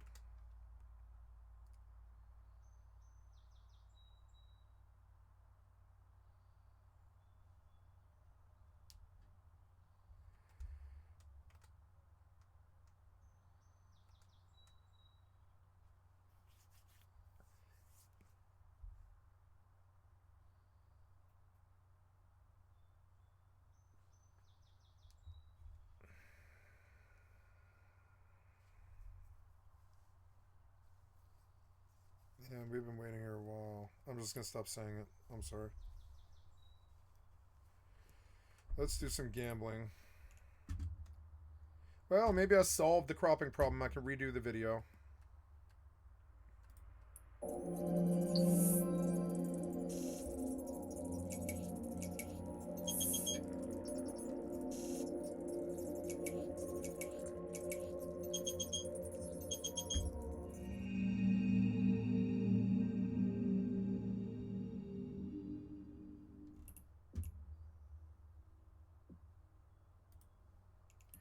Oh, did we jump? We did jump. Oop, jump.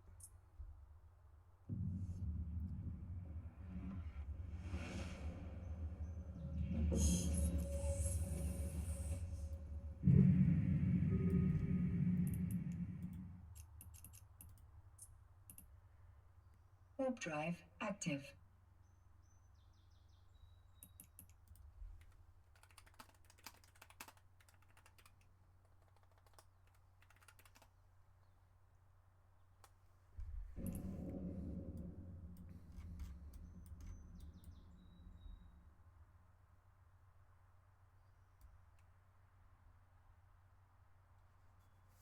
Eve could be so much better than Rust if they just make a Rust and connect it to the game. I don't want their attack shooter. I want like Rust in Eve to be able to fly and eventually orbital entry.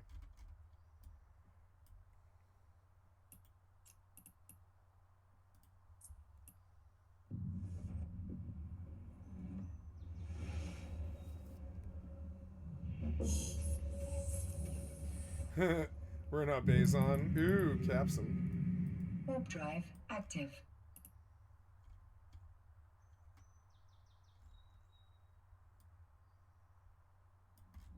That was fast.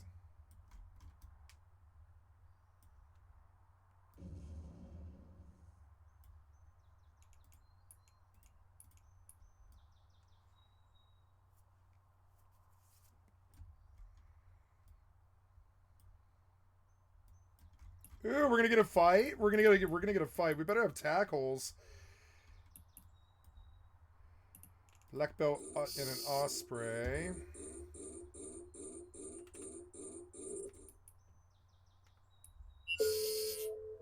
Oh.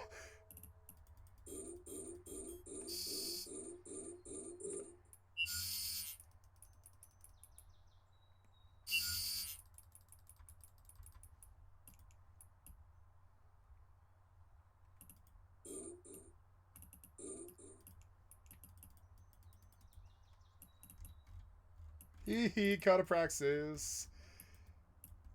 Nice. Ooh, I need to get selected item. No, not selected item. Wait, my watch list is gone. Where's my watch list? Oh god. Governor Lee, fleet, removed from watch list. Where's the watch list? Active. Oh, there it is, there it is.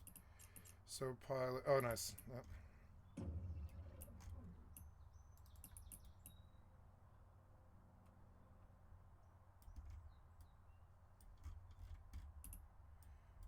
Nice. Good day to catch a praxis. Yeah.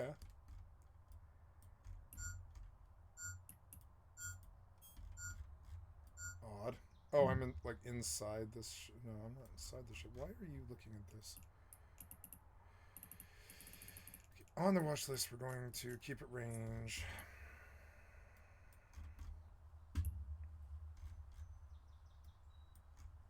Warp drive active.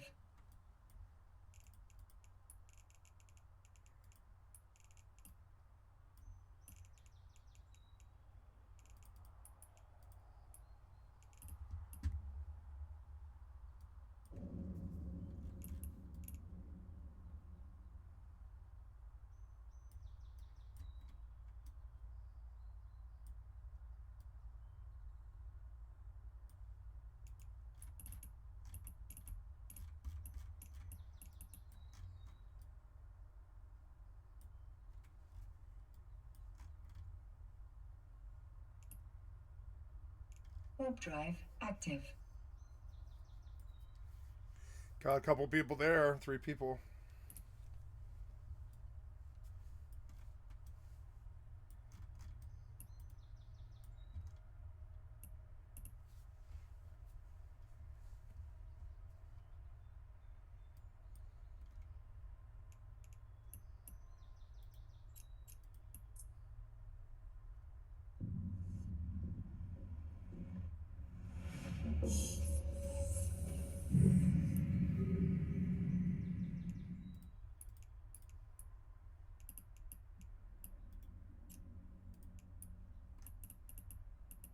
Galente Sabertooth.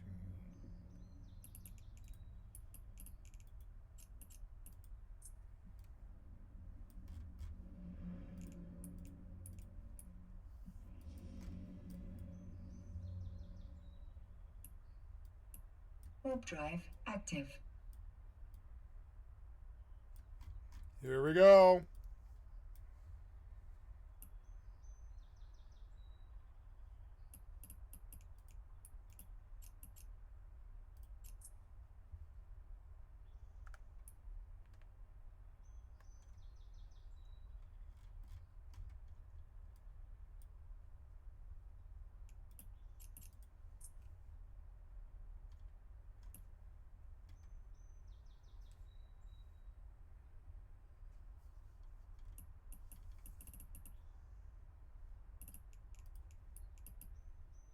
Warp drive active.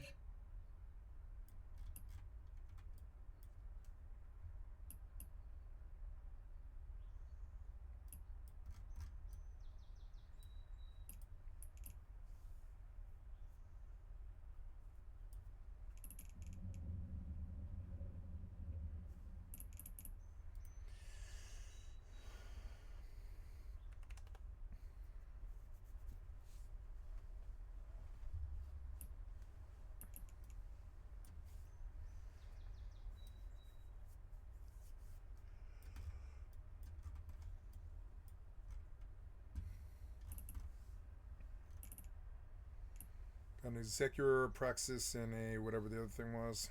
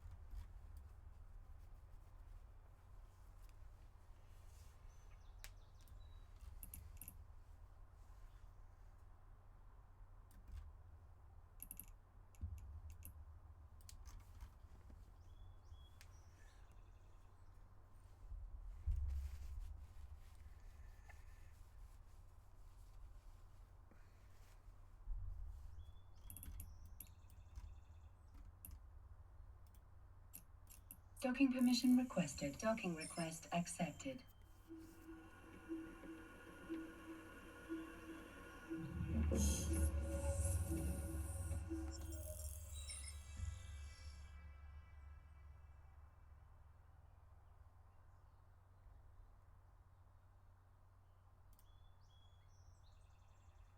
So download's complete, but where, I mean...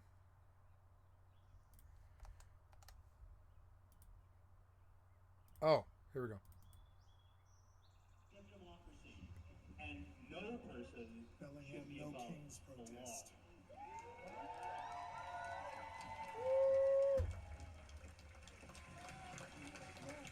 It's no news to you that the rule of law is under attack by Trump and administration.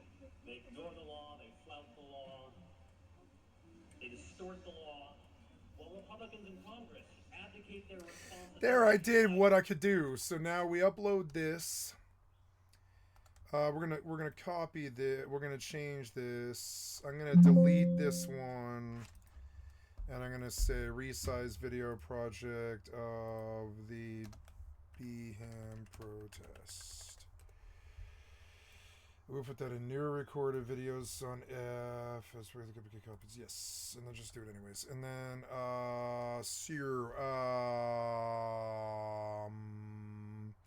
I am going to new recorded videos, and we're going to do the resize video upload, create, upload.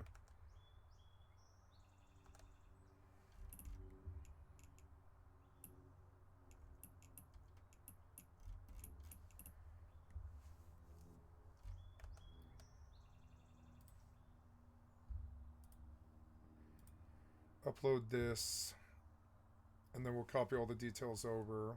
Reuse details from Bellingham, Washington. No King's protest.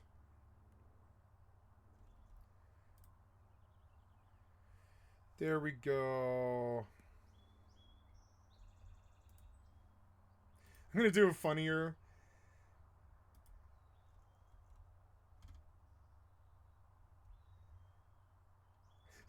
Funnier. I'm gonna do a funnier thing. Why not? I think it's awesome.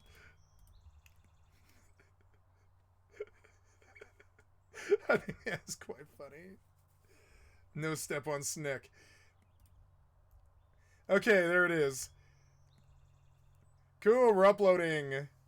And then I can just delete the other one. Yay.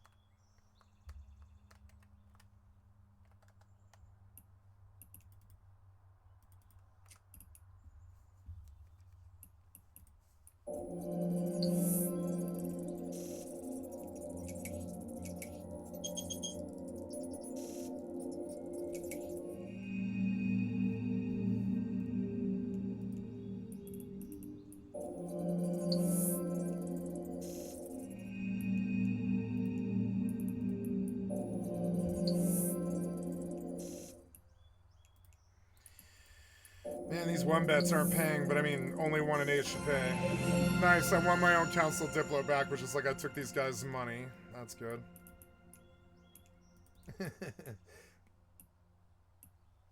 Which makes up for some of the bets I made, like 4 of the bets. Yeah. Come on, win. Nice. People like my stuff.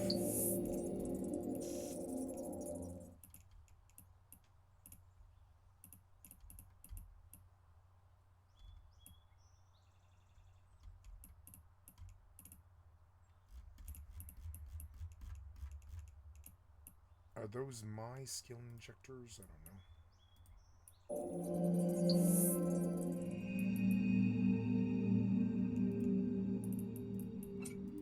It's depressing losing 1 bets, but they're cheap. And 1 in 8 you should win, if not more. And then it pays for itself. But I didn't do so well with the Domovix, it's weird. A lot of these 1 bets I didn't get, which is annoying. I should have gotten 1.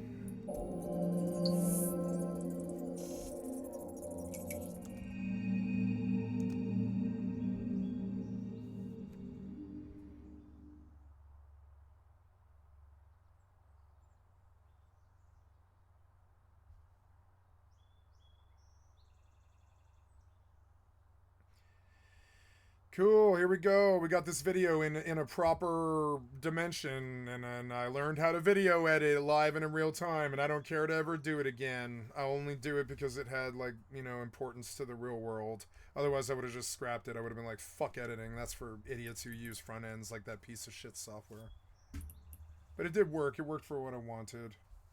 It didn't make the video ideal. But, I mean, eh. Okay, we're going to publish this video. Maybe there's another one. Is there a second video? I don't know. Let's go see. Email, camera, email. No, I'm trying to do... oh, yeah. I got to watch this timer and make sure I don't miss them leaving. 3 minutes.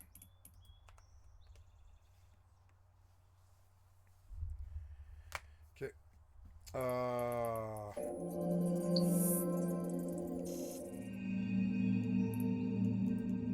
If I wasn't busy, I would watch the war. I will watch the war. But it'll distract me from this op and I'll look bad. And I'm not trying to professionally look bad. These guys trust me not to look bad or be bad. Because I'm allowed to be here and stream these guys. So the least I can do is be competent, not miss calls, and not miss the fleet leaving or that kind of thing. And I know I will if I pay attention to the war.